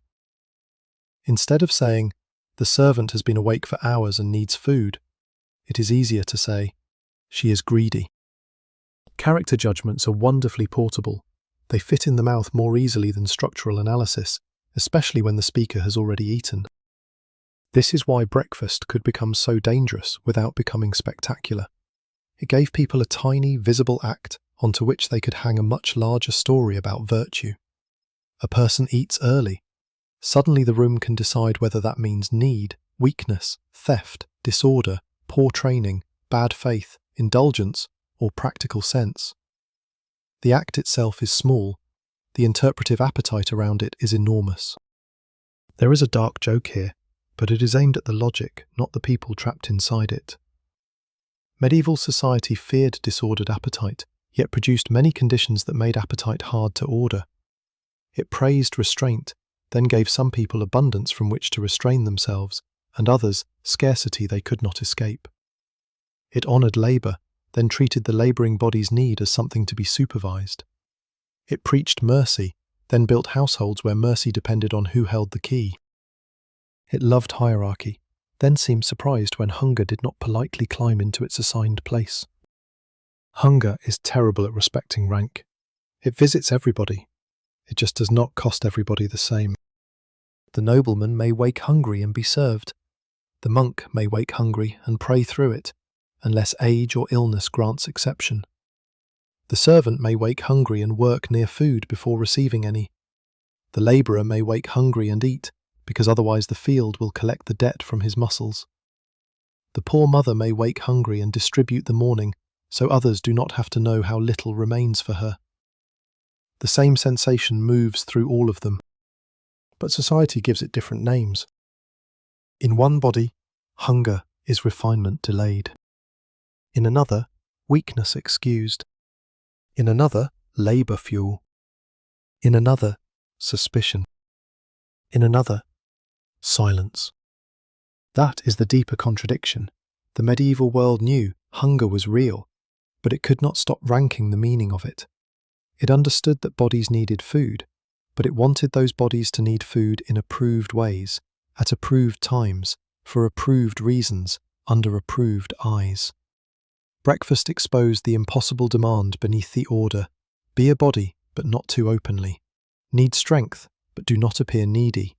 Obey the fast, but keep working. Wait your turn, but do not fail from waiting. The morning meal then becomes a kind of pressure point. Touch it, and the whole system flinches. Religion, medicine, labour, class, household discipline, gendered sacrifice, and reputation all answer at once. A simple bowl becomes crowded with explanations. A cup of ale becomes an argument about use. A piece of bread becomes the place where necessity asks why it must dress itself as virtue before anyone will let it pass. By now, the day is no longer young. The official rhythms have taken over. Bells have rung. Work has moved. Dinner has come or is coming. But the contradiction remains under every later meal, quieter and more settled. A society may feed the body because it must. It judges the appetite because it can. The easiest person to feed was the person whose need had a name. That is where the next pressure hides. Not in the food itself, not even in the rule, but in the category attached to the eater. A child could be hungry because childhood was unfinished. An old person could need food because age had loosened the body's grip. A sick person could be fed because illness made strictness look cruel. A traveller could eat early because the road was uncertain. A harvest worker could be allowed more because the crop would not cut itself. Although medieval grain did make many unreasonable demands for something with no legs. But a person who was simply hungry stood in a more dangerous place. Plain hunger was harder to defend. It lacked costume. It did not arrive carrying a physician, a cradle, a walking staff, a fever, a pilgrimage badge, or a field full of urgent wheat. It was only the body asking for relief, and that was often not enough. Medieval society, like many societies after it, preferred need when need could be sorted. The acceptable body was not just hungry, it was hungry for a reason other people recognised. This turned breakfast into a small examination. The old man near the hearth might receive softened bread because everyone could see the difficulty. His teeth, or the absence of them, made the argument on his behalf. A child might be given a bite before the proper meal because children are poor diplomats and make hunger public with admirable force. The sick might receive broth, ale, bread, or lighter food outside the ordinary rhythm, depending on the household and the understanding of care. A traveller might eat before dawn because a road through mud, weather, tolls, strangers and bad inns was its own medical condition. Even religious discipline, firm as it could be, made room for exception. Fasting rules could be adjusted for age, illness, weakness, heavy labour and other circumstances. Practice varied and local judgment mattered. The rule was not always a stone wall. Sometimes it was a gate. The problem was that gates require gatekeepers. A gatekeeper may be wise. A gatekeeper may be merciful. A gatekeeper may also be tired, suspicious, stingy, proud, resentful, or having one of those mornings in which power becomes a hobby. The exception depends on interpretation, and interpretation depends on who is allowed to believe you. That is the hidden cost of categories. They protect some people by naming their need, while exposing others whose need remains unnamed. The servant has perhaps the most uncomfortable position here. She may be young, but not child young, tired, but not visibly ill, hungry, but not officially weak, overworked, but not important enough for her fatigue to become a household emergency. If she asks for food, the request can be heard as impertinence. If she takes food, the act can be heard as theft. If she waits, her body pays quietly. If she fails at work because she waited, the failure may be remembered without the waiting attached. Her hunger has no proper costume. It is not old age. It is not infancy. It is not noble delicacy. It is not a dramatic fever. It is only service using up the body before the body has been acknowledged. A hired man could face a different version. If he was visibly headed to hard labour, breakfast might be justified. His tools spoke for him: a scythe, a spade, a cart, a team of animals, a walk to the fields. These were documents written in wood and iron. But if work was irregular, if the season was lean, if the employer was hard, if food was part of the wage and the wage was being squeezed, even labouring hunger might have to negotiate. The body could be necessary and still poorly supplied. Usefulness did not guarantee care. It only gave hunger a better argument. Women's needs were especially easy to rename through someone else's convenience. Pregnancy and nursing could justify exceptions, and medieval people did recognise that bodies in those states required care, but recognition was not the same as generous provision. A woman might need more food, while also being responsible for making less food seem sufficient. She might feed others before herself, not because she lacked appetite, but because the household's peace depended on her ability to make sacrifice look ordinary. Her category could protect her in theory, while her role consumed that protection in practice. The same tension touched the sick. Illness could open the door to breakfast outside the usual pattern, but sickness had to be believed. Some conditions announced themselves with fever, weakness, visible wasting, wounds, or obvious inability. Others were quieter: pain that did not show, exhaustion that looked like laziness, grief that had hollowed appetite and strength, recovery that took longer than patience allowed.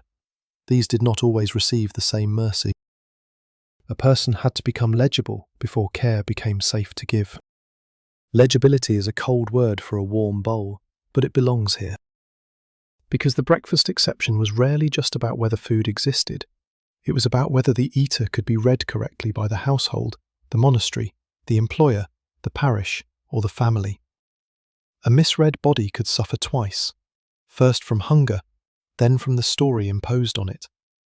The old are frail, the child is growing, the noblewoman is delicate, the monk is ill, the labourer is useful, the servant is greedy, the poor mother is managing badly. The same morning sorts them with terrifying speed. A world of limited food becomes very interested in deservingness. That interest can look moral. It can even be moral at times. A household truly does need to decide who requires food first. Care requires judgment.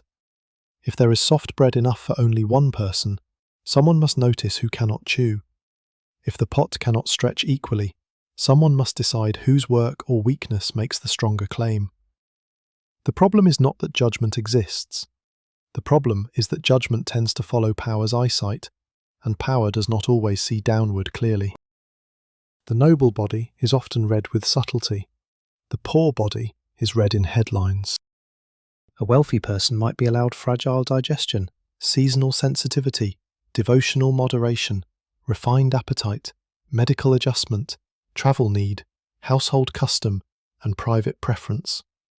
A poor person may receive fewer interpretations: useful, idle, deserving, undeserving, sick, not sick, honest, suspect.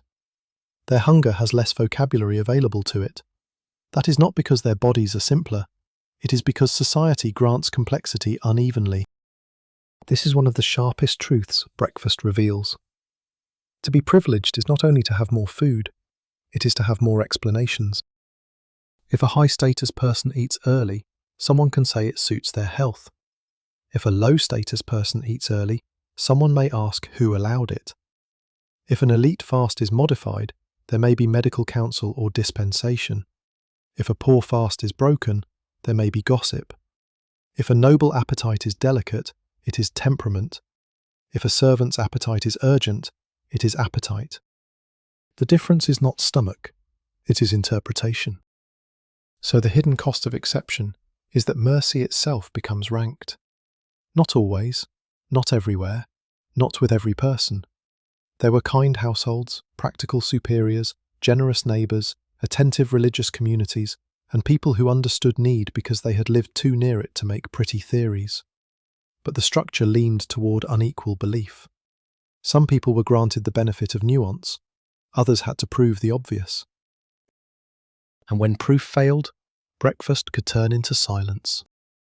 The servant does not ask. The woman says she is not hungry. The child is told to wait until the pot thickens. The labourer eats less than needed, because asking for more might mark him troublesome. The old person accepts hard bread, because softness has gone elsewhere. The sick person minimises weakness because too much weakness becomes burden. In each case, the meal is not only reduced, the self is reduced around it. The morning grows quieter, but not more peaceful. Inside that quiet is the real pressure point of the script. Hunger becomes safe only when someone else gives it a permitted name.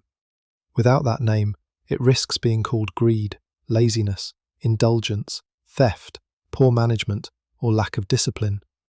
The category protects, the category exposes. The category decides whether the bowl arrives as care or accusation. And somewhere in the house, the food is still ordinary. Bread does not know whether it is medicine, wage, charity, fuel, sin, or stolen property.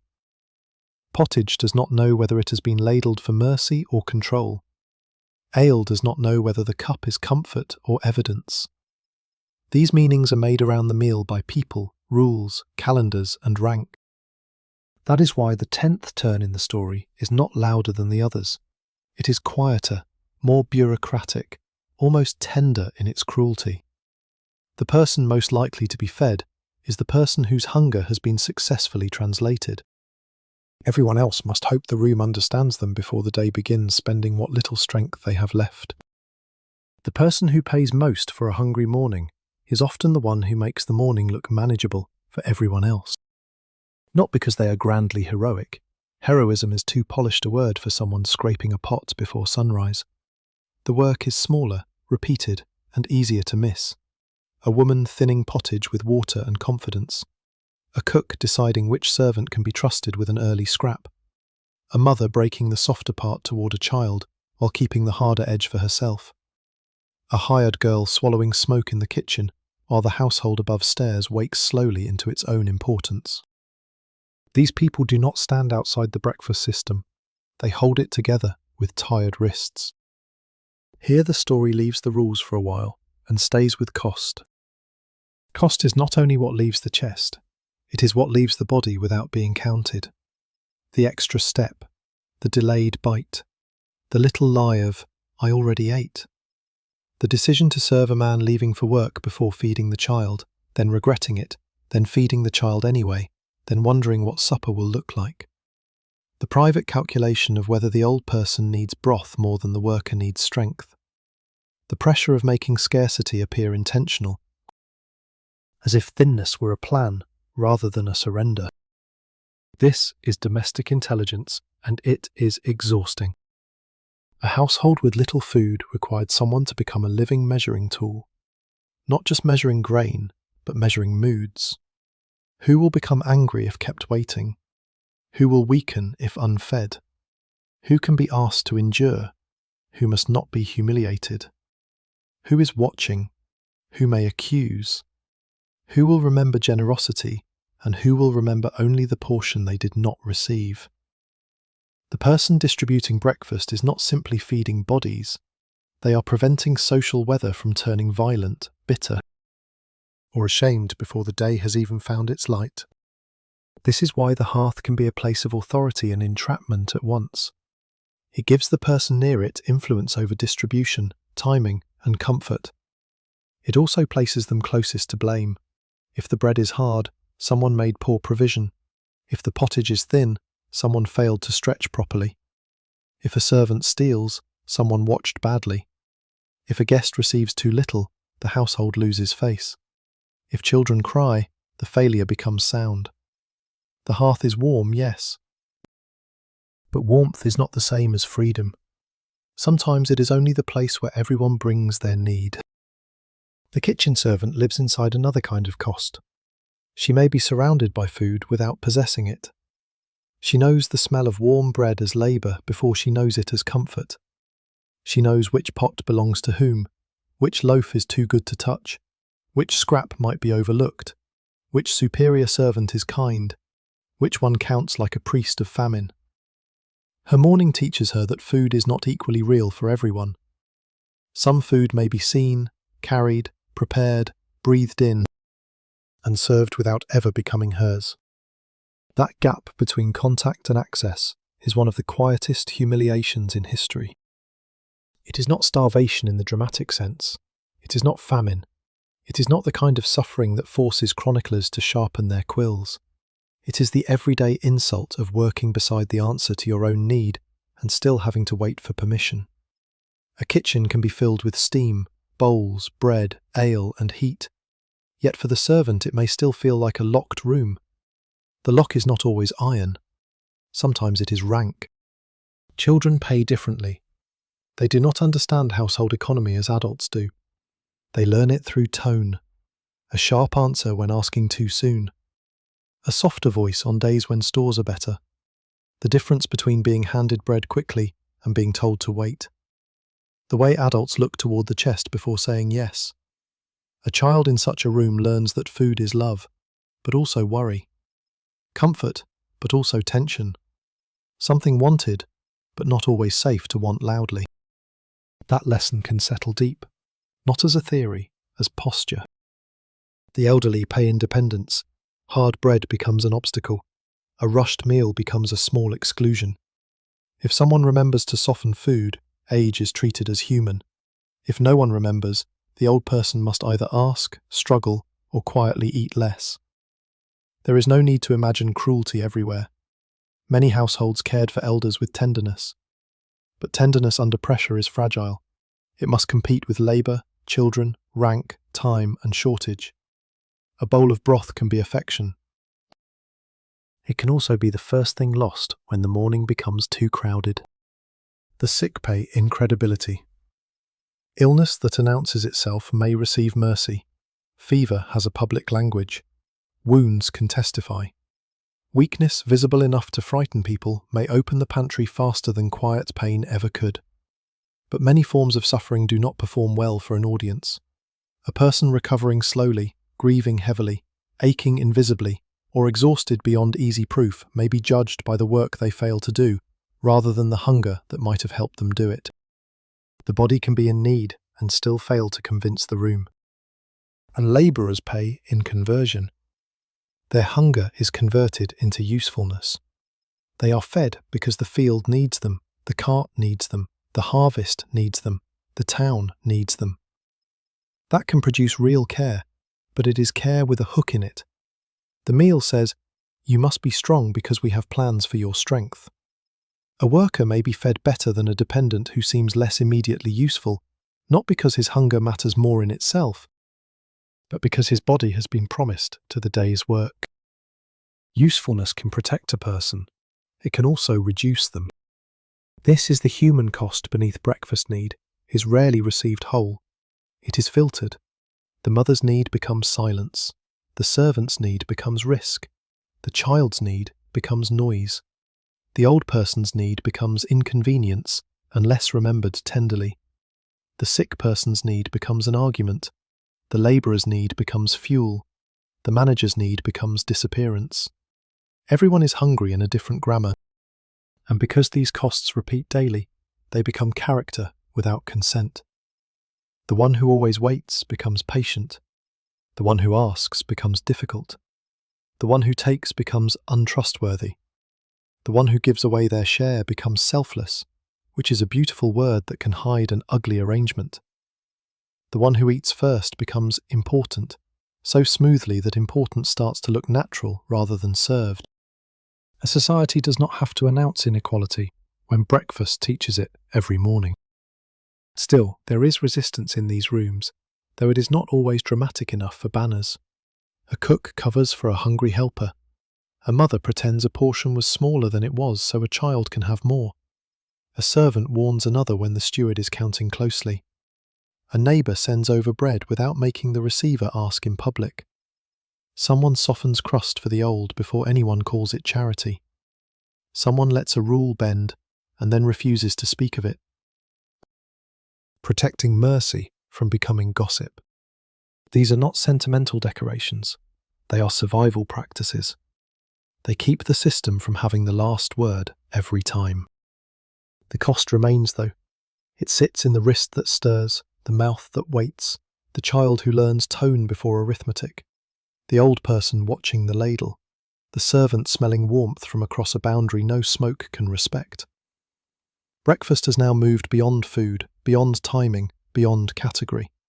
It has become an education in what a person is allowed to need and how quietly they must need it. The room is not empty of love. That is what makes it hurt more. Because love has to work inside the same low stores, the same rank, the same rules, the same cold dawn, the same chest that will not become fuller because someone deserves kindness. Love reaches for bread, and history asks it to calculate. The evidence for all of this arrives like crumbs swept from different tables. Not a whole loaf, not a perfect breakfast scene with every person named and every bite dated. Crumbs. A household account here, a monastic rule there, a sermon complaining about appetite, a medical text advising restraint, a town regulation worrying over bread and ale, a wage record where food appears as part of labour, a cookery text written for people far above the muddiest mornings, a literary joke, a court record, a silence. And the silence may be the most honest source in the room. Because the people most entangled in breakfast's risks were often the least likely to leave polished evidence of their own. The servant near the pantry did not stop to write an essay called "On the Emotional Dangers of Being Suspected Near Bread." The washerwoman did not annotate the morning to explain how hunger changed the weight of wet cloth.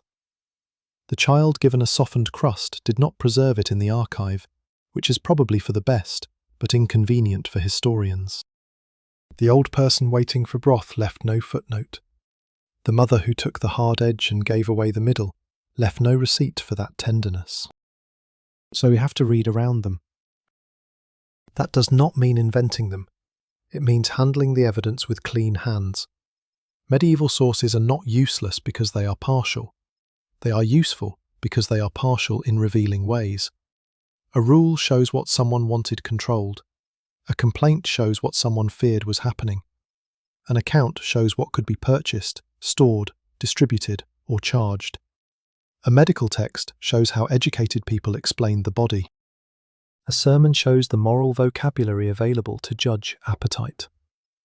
The gaps between those sources show where everyday life escaped the neatness of authority. This matters especially because modern retellings love tidy claims. One of the neatest is the idea that medieval people simply did not eat breakfast. It sounds crisp, it fits nicely into a little fact box. It gives the past that satisfying strangeness people enjoy. Imagine, no breakfast, only 2 meals, everyone trudging around with spiritual discipline and probably terrible shoes. There is some truth behind the claim. In many medieval contexts, dinner around midday and supper later were the main meals. Early eating could be associated with children, the elderly, the sick, travellers, labourers, or people thought insufficiently disciplined. Moralists and medical writers could indeed distrust eating too soon. But the tidy claim breaks as soon as it meets work. People did eat in the morning in many circumstances, not always ceremonially, not always under the name we would give it, not always as a seated meal with a clean beginning and end. Sometimes it was bread before the field, ale before the road, leftovers before a task, broth for the week, a bite granted because the day ahead was too long for theory. Breakfast could be irregular, classed, practical, disapproved of by some, accepted for others, and still quite real. That is usually how ordinary history behaves. It refuses to become a slogan. The same caution applies to fasting. It is tempting to imagine medieval fasting as one uniform rule, descending over Europe like a blanket woven from guilt. But fasting and abstinence varied by place, period, local custom, religious status, and circumstance. Avoiding meat was central on many days. At some times and in some regions, dairy and eggs could be restricted as well, especially in stricter seasons such as Lent. There were dispensations, exceptions, informal adjustments, uneven enforcement, sincere devotion, clever substitutions, and ordinary failure. The calendar mattered deeply, but it did not erase variation. A wealthy household and a poor household could both be fasting while living two very different mornings. One might replace meat with fish, almond milk, sauces, and kitchen labour skilled enough to make restraint look like it had a publicist. The other might thin the pot and hope nobody tried to turn scarcity into a sermon. Both belong to the history. Only one tends to leave tastier records. Medical evidence needs the same careful treatment. Learned medicine, shaped by older humoral ideas, treated digestion as timed, balanced, and sensitive to age, constitution, season, and food qualities. That helps explain why early eating might be viewed with suspicion in some contexts. But a physician's advice is not a peasant's schedule. A text written for educated or elite audiences does not tell us exactly what a cold worker did before lifting a tool. Medical culture influenced common assumptions, yes, but influence is not obedience. The stomach was not waiting humbly for Latin approval. Household evidence is equally tricky. Accounts may tell us what entered a pantry, not how anxiety felt when it left. They may record ale, bread, fish, grain, dairy, spices, fuel, wages and allowances, but not always the emotional order of mouths. They show management, not every act of mercy or resentment. A large household could be carefully provisioned on paper and still contain a kitchen servant who waited. A modest household could leave no elegant account at all and still contain careful decisions about who needed the morning's better piece. Written sources favour the measurable. Breakfast often lived in the negotiable. This is why uncertainty must stay inside the story, not outside it like a boring disclaimer. We do not know every breakfast. We do not know exactly how one village differed from the next in every decade. We cannot claim that all medieval people feared breakfast, or that everyone judged it the same way, or that one crust commonly destroyed a life in a neat, dramatic arc. The title is a doorway, not a license to exaggerate. What we can say is subtler and stronger. Morning food was entangled with systems powerful enough that a small meal could carry serious consequences for vulnerable people.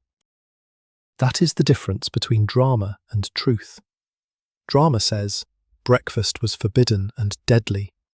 Truth says, breakfast was ordinary, uneven, morally charged, and socially risky when eaten by the wrong person, at the wrong time, under the wrong authority, in a world where food, reputation, and dependence were tightly bound. Truth has fewer fireworks. It lasts longer. Even the humour has to obey the evidence. It is fair to laugh at a society so anxious about appetite that eating too early could sound like a spiritual scheduling error. It is fair to laugh at rich restraint arriving with fish, sauces, and enough almond milk to make humility suspiciously creamy. It is fair to laugh at institutions forever surprised that workers have bodies, but it is not fair to laugh at the hungry. The hungry are not the joke. The joke is the machinery that turns need into paperwork for the soul. So the fragments remain on the table. Rules, complaints, allowances, prices, fast days, meal customs, medical theories, household stores, labour demands, social ranks. Each fragment by itself is incomplete. Together they give the morning its outline, not a photograph but a shadow sharp enough to read. In that shadow, someone reaches for food and the source goes quiet. We do not hear their thought. We do not know whether they hesitated. We do not know whether the bread was warm, stale, permitted, stolen, shared, resented, blessed, or barely noticed because the day was already pressing too hard. The archive does not give us the bite itself. It gives us the world around the bite. And sometimes that is enough to understand why the hand was careful. What remains after the evidence is not a menu, but a habit. The medieval breakfast table does not hand us one clean lesson. It hands us a way of looking at ordinary comfort until the comfort starts showing its joints. The bread is gone, the ale cup is dry, the pot has been rinsed or ignored until later, and still the old arrangement lingers. Food appears natural only when the labour behind it has been hidden well enough. That is the legacy worth keeping in view. Not that medieval people were uniquely strange about breakfast, as if modern life has become a paradise of calm, well-fed reason. We have merely changed the furniture. The manor mill is not outside most people's villages now. The parish fast does not organise every kitchen in the same way. The household chest has become a refrigerator, a cupboard, a bank balance, a school breakfast programme, a shift schedule, a grocery receipt, an app delivery fee. A break room with rules no one admits are rules. The objects have changed. The question has not disappeared. Who gets to begin the day supplied? That question is the modern echo of the medieval morning, and it is uncomfortable because it sounds too simple. The person with money can make breakfast into preference. The person with time can make it into ritual. The person with privacy can make it into peace. The person with a kitchen, fuel, storage, and predictable work can make it look like a personal habit. But remove any one of those supports, and breakfast stops being a lifestyle. It becomes logistics again. A medieval servant eating late and a modern worker swallowing coffee on a bus are not the same person. Their worlds are different in law, faith, technology, medicine, and possibility. The past should not be flattened into a costume for the present, but both reveal how quickly a meal becomes a map of time, money, rank, and permission. Both remind us that the first meal of the day is easiest to romanticize when someone else has already solved the morning. This is why breakfast is such a useful historical object. It is too small to lie convincingly. Banquets can perform. Feasts can flatter. Royal tables can turn food into theatre, diplomacy, intimidation, and expensive nonsense arranged on platters. Breakfast, especially the rough kind, has less patience for performance. It asks plain questions. Is there bread? Who made it? Who paid for it? Who served it? Who ate while seated? Who ate while standing? Who ate before work? Who worked before eating? Who cleaned afterward? Who called the whole thing normal? The answers are never only culinary. In late medieval Europe, those answers passed through systems that now look old-fashioned, but are not hard to understand. The church gave time moral shape. The household gave food social order. The market gave staples a price and a measure. The mill and oven could turn basic survival into obligation. Medical ideas gave appetite a theory. Labour gave hunger a practical defence. Reputation gave every visible act a witness. The result was a world where the morning meal could become a tiny public document, signed in crumbs. Modern viewers may smile at that, because a piece of bread becoming a moral document sounds like something only the Middle Ages could manage. But we still do it. We still read character into food. We still praise restraint more easily when it is chosen by the comfortable. We still judge people for eating cheaply, eating quickly, eating too much, eating too little, feeding children poorly, feeding children with help, asking for food, wasting food, needing food at inconvenient hours. We have replaced some religious language with health language, some household suspicion with budget language, some moral anxiety with productivity language. The courtroom remains open. It has better lighting now. The medieval story helps because it strips away our excuses. It shows the mechanism with fewer distractions. A servant is hungry, but the bread belongs to the household. A worker needs strength, but the food comes from limited stores. A fast day changes what can be eaten. A rule admits exceptions, but someone must decide who deserves them. A wealthy table obeys with variety, a poor table obeys with subtraction. A woman manages scarcity she did not create. A child learns whether hunger is answered gently or turned into a lesson. Once seen there, the mechanism becomes easier to recognize elsewhere. This is not a call to feel superior to the past. Superiority is one of the laziest emotions a historian can offer. It lets us stand above old kitchens with clean hands and imagine that our own kitchens are innocent. The better response is recognition without collapse. Medieval people were not us. They lived under different heavens, calendars, risks, obligations and explanations. But they were human beings trying to get through mornings without letting hunger ruin the day. That is close enough to matter and distant enough to teach. The echo also changes how we imagine poverty. Poverty is not only a lack of things, it is a lack of harmlessness around things. For someone secure, breakfast can be skipped, enjoyed, wasted, improved, photographed, delayed, or forgotten. For someone insecure, the same breakfast can become calculation. Can this be afforded? Will there be enough later? Does the child need it more? Will work allow time? Will asking expose too much? Will taking be judged? Poverty makes ordinary acts carry extra meanings. It removes the luxury of innocence. That was true in the medieval room, where the chest made every portion speak. It remains true wherever food is tied to surveillance, shame, or unstable work. The form changes, but the pressure has a family resemblance. And then there is care. The most hopeful legacy is not that systems control breakfast. We have known that by now. The hopeful part is that people kept interrupting control. They made exceptions. They shared. They ignored a missing crust. They softened bread. They fed workers because collapse was worse than generosity. They fed children because love has poor respect for accounting. They fed the sick because the rule had to bow before a person. They did not always do this beautifully or fairly, but they did it often enough for ordinary life to continue. That is not sentimental. It is structural. Every hard system depends on human beings quietly making it less hard than it could be. Without those small acts, the system shows its teeth too plainly. A household survives not only on grain, but on judgment. A monastery survives not only on rule, but on care.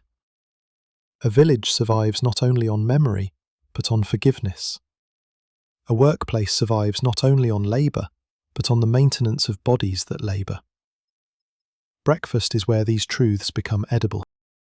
So the medieval morning leaves us with a different kind of legacy from the one found in castles, manuscripts, or cathedral stone. It leaves a method. Look at the ordinary thing. Ask who made it ordinary. Ask whose effort disappeared. Ask whose need had to be justified. Ask who had the power to make the same act look like discipline in one person and greed in another. Ask where care entered quietly, without permission from the larger system. The room grows clearer when we do that. The fire is low, the floor is cold, a chest sits against the wall. Someone has already been awake long enough to make the morning possible. Someone else is about to call it simply breakfast.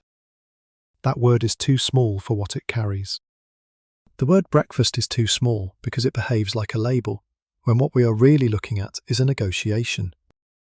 Not a formal negotiation, of course. No one sits in the smoky room with parchment, seal, and solemn witnesses, although medieval people did enjoy making ordinary life more document-shaped whenever possible. This negotiation happens faster and more quietly.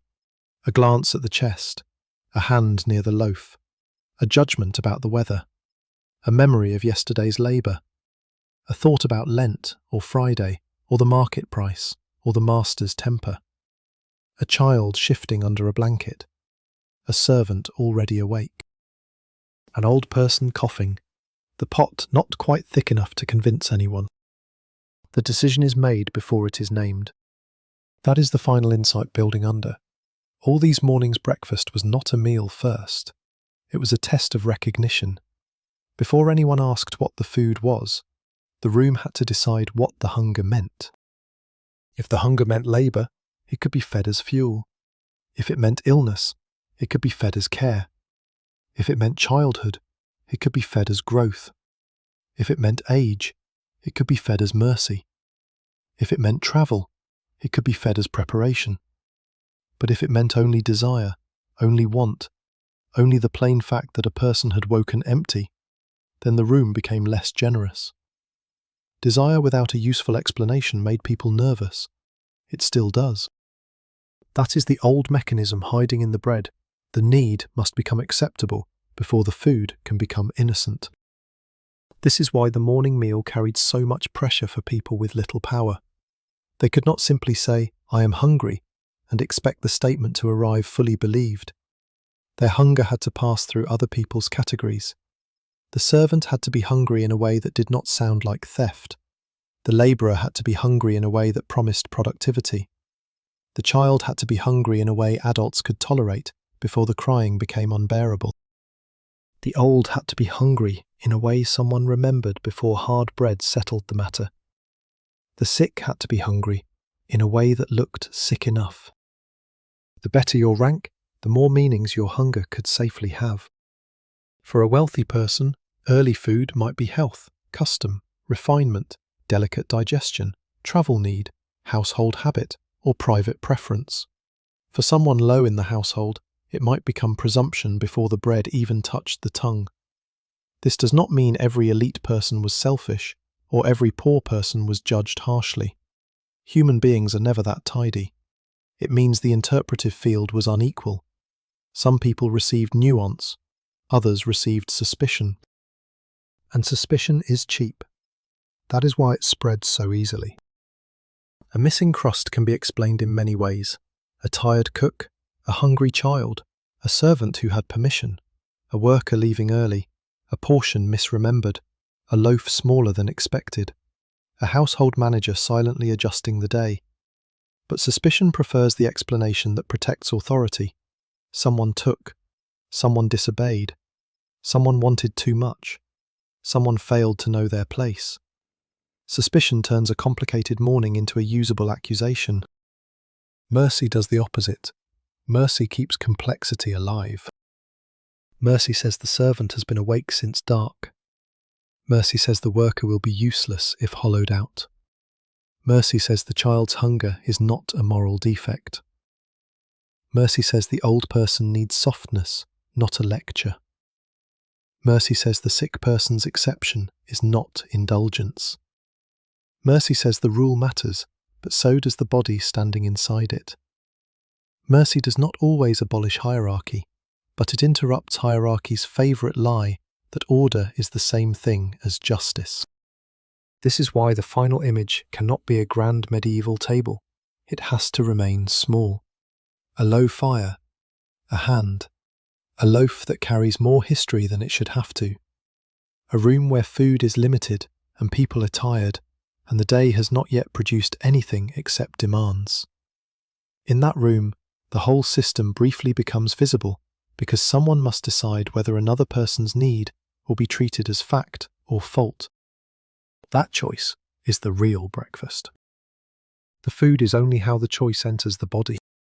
If the choice is harsh, the meal becomes a lesson in rank. Wait, ask, prove, hide. Take less. Do not be noticed. Do not let the wrong person see how badly you need what they can deny. If the choice is generous, the meal becomes something else, not freedom exactly, but a little shelter inside dependence. A worker steadied, a servant recognized, a child quieted without shame, an old person softened into the day, a sick body spared the vanity of rules that have forgotten why they exist.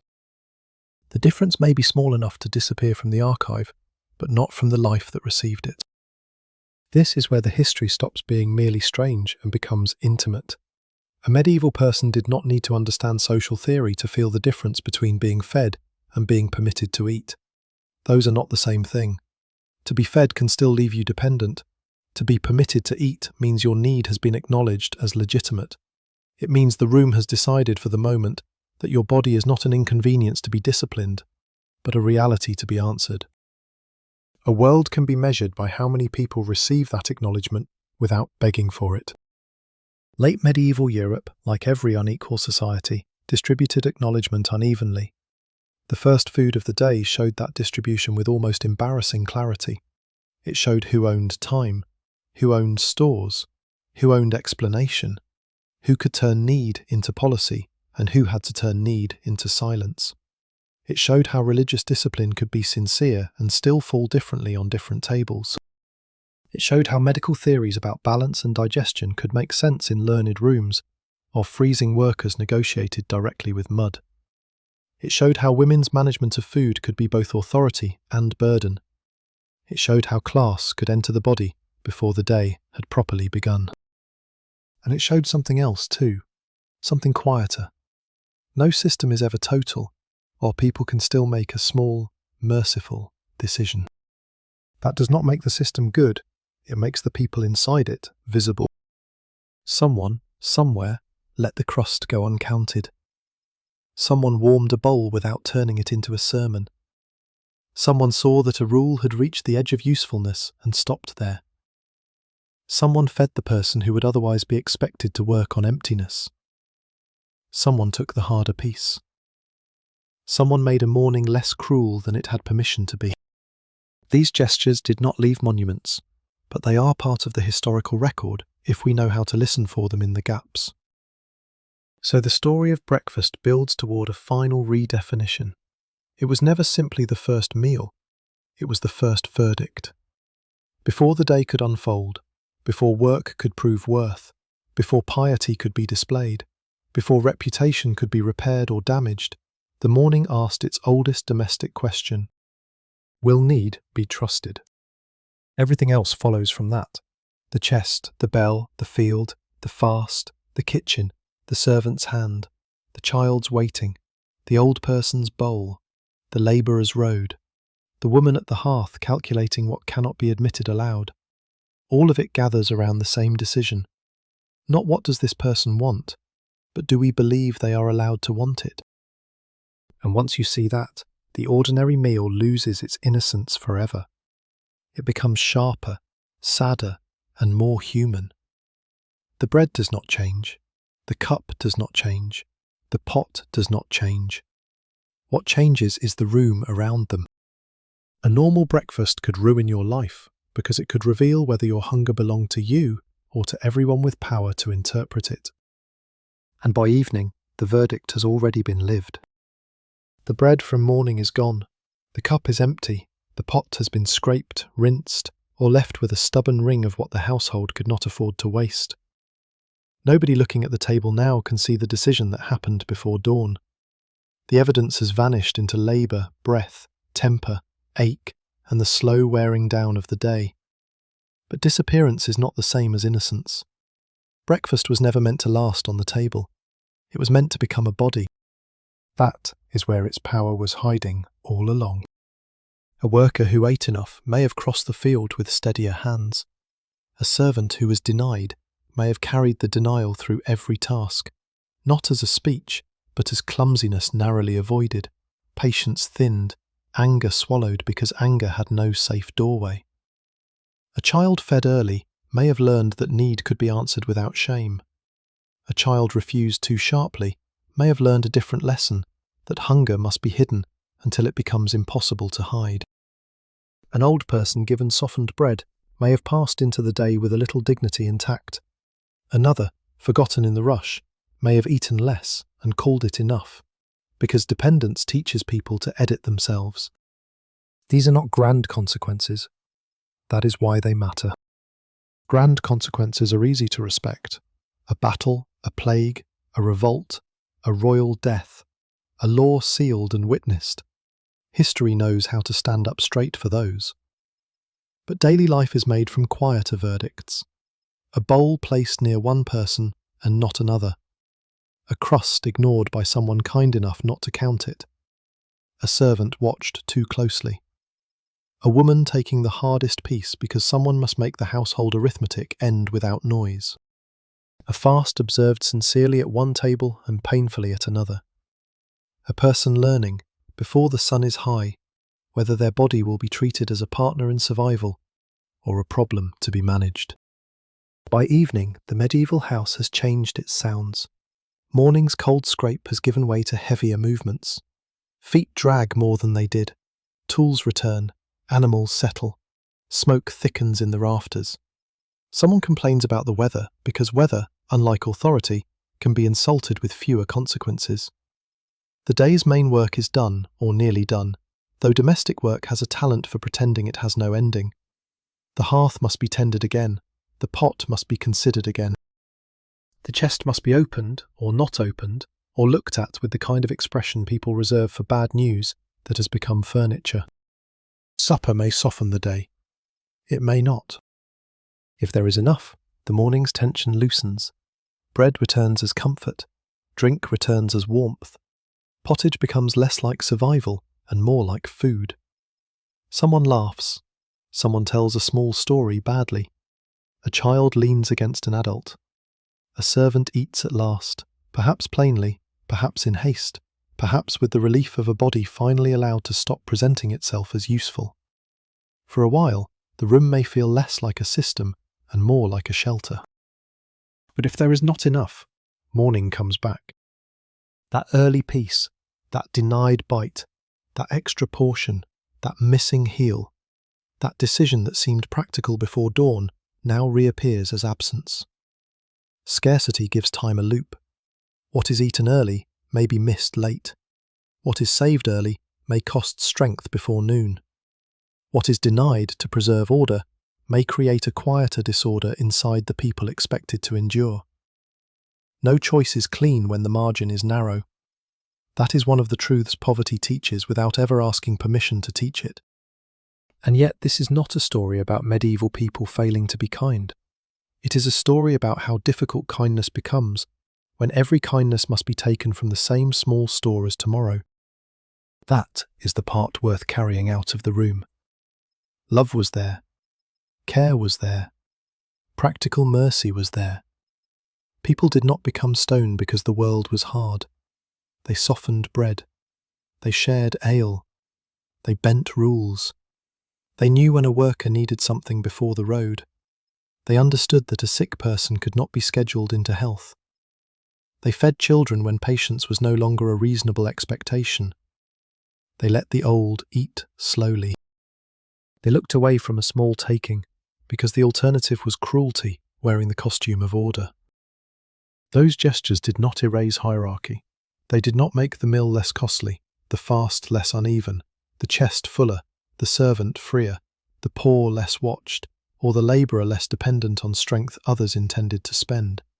But they mattered because they were the places where people refused to let the system become completely itself. A hard world is not softened by ideas alone. It is softened by distribution. By who gets the warm part, who gets the soft part, who gets believed, who gets served without explanation, who gets an exception without humiliation, who can say, "I need," and not watch the room turn that need into a trial. That is why the medieval breakfast does not end with a recipe, or a correction to the myth that people simply did not eat in the morning, or a clever line about monks and porridge, tempting as that may be. It ends with a room. Always the room. Low fire, cold floor, smoke in the beams, a chest near the wall, bread held under cloth, a pot trying its best.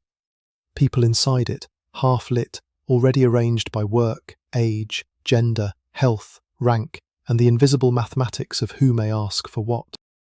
Someone reaches. That reach is the whole history. It contains the field where grain survived weather, the mill where necessity paid toll, the oven where heat turned flour into something shareable, the church calendar that made time edible or forbidden, the medical theory that gave digestion a schedule, the household key that turned food into permission, the market price that made a loaf larger or smaller before it was even baked, the servant's caution, the worker's road, the child's impatience, the old person's teeth, the woman's calculation, the neighbour's memory, the suspicion that a poor person's appetite might need judging, and the mercy that sometimes answered before judgment could speak. A normal breakfast could ruin your life because it was not fully yours, not if you were dependent, not if someone else held the key, not if your reputation could be damaged by taking too much, too soon, on the wrong day, from the wrong store, under the wrong eyes. Not if hunger had to be translated into labour, illness, childhood, age, travel, or obedience before anyone believed it deserved relief. But a normal breakfast could also save the day for the same reason. Because it was shared. Because someone else could choose to make your hunger legitimate. Because a rule could bend. Because a crust could pass quietly from one hand to another. Because a body expected to work could be given enough to begin.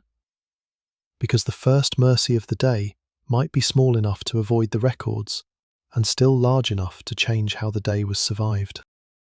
So when the medieval room finally darkens, when supper has ended and the fire sinks back into its red centre, the old question remains in the rafters. Not what did they eat? Not whether it was strange. Not whether breakfast was approved, condemned, named, hidden, humble, holy, or suspect. The question is simpler and far less comfortable. When a person reached for food, did the world treat that hunger as a fault, a fact, or a claim to mercy? That is the image to leave with. Not a feast, not a famine, not a king's table, but a cold morning and one hand near the bread. For one breath, before work and prayer and gossip and obligation begin, everything depends on how the room understands need.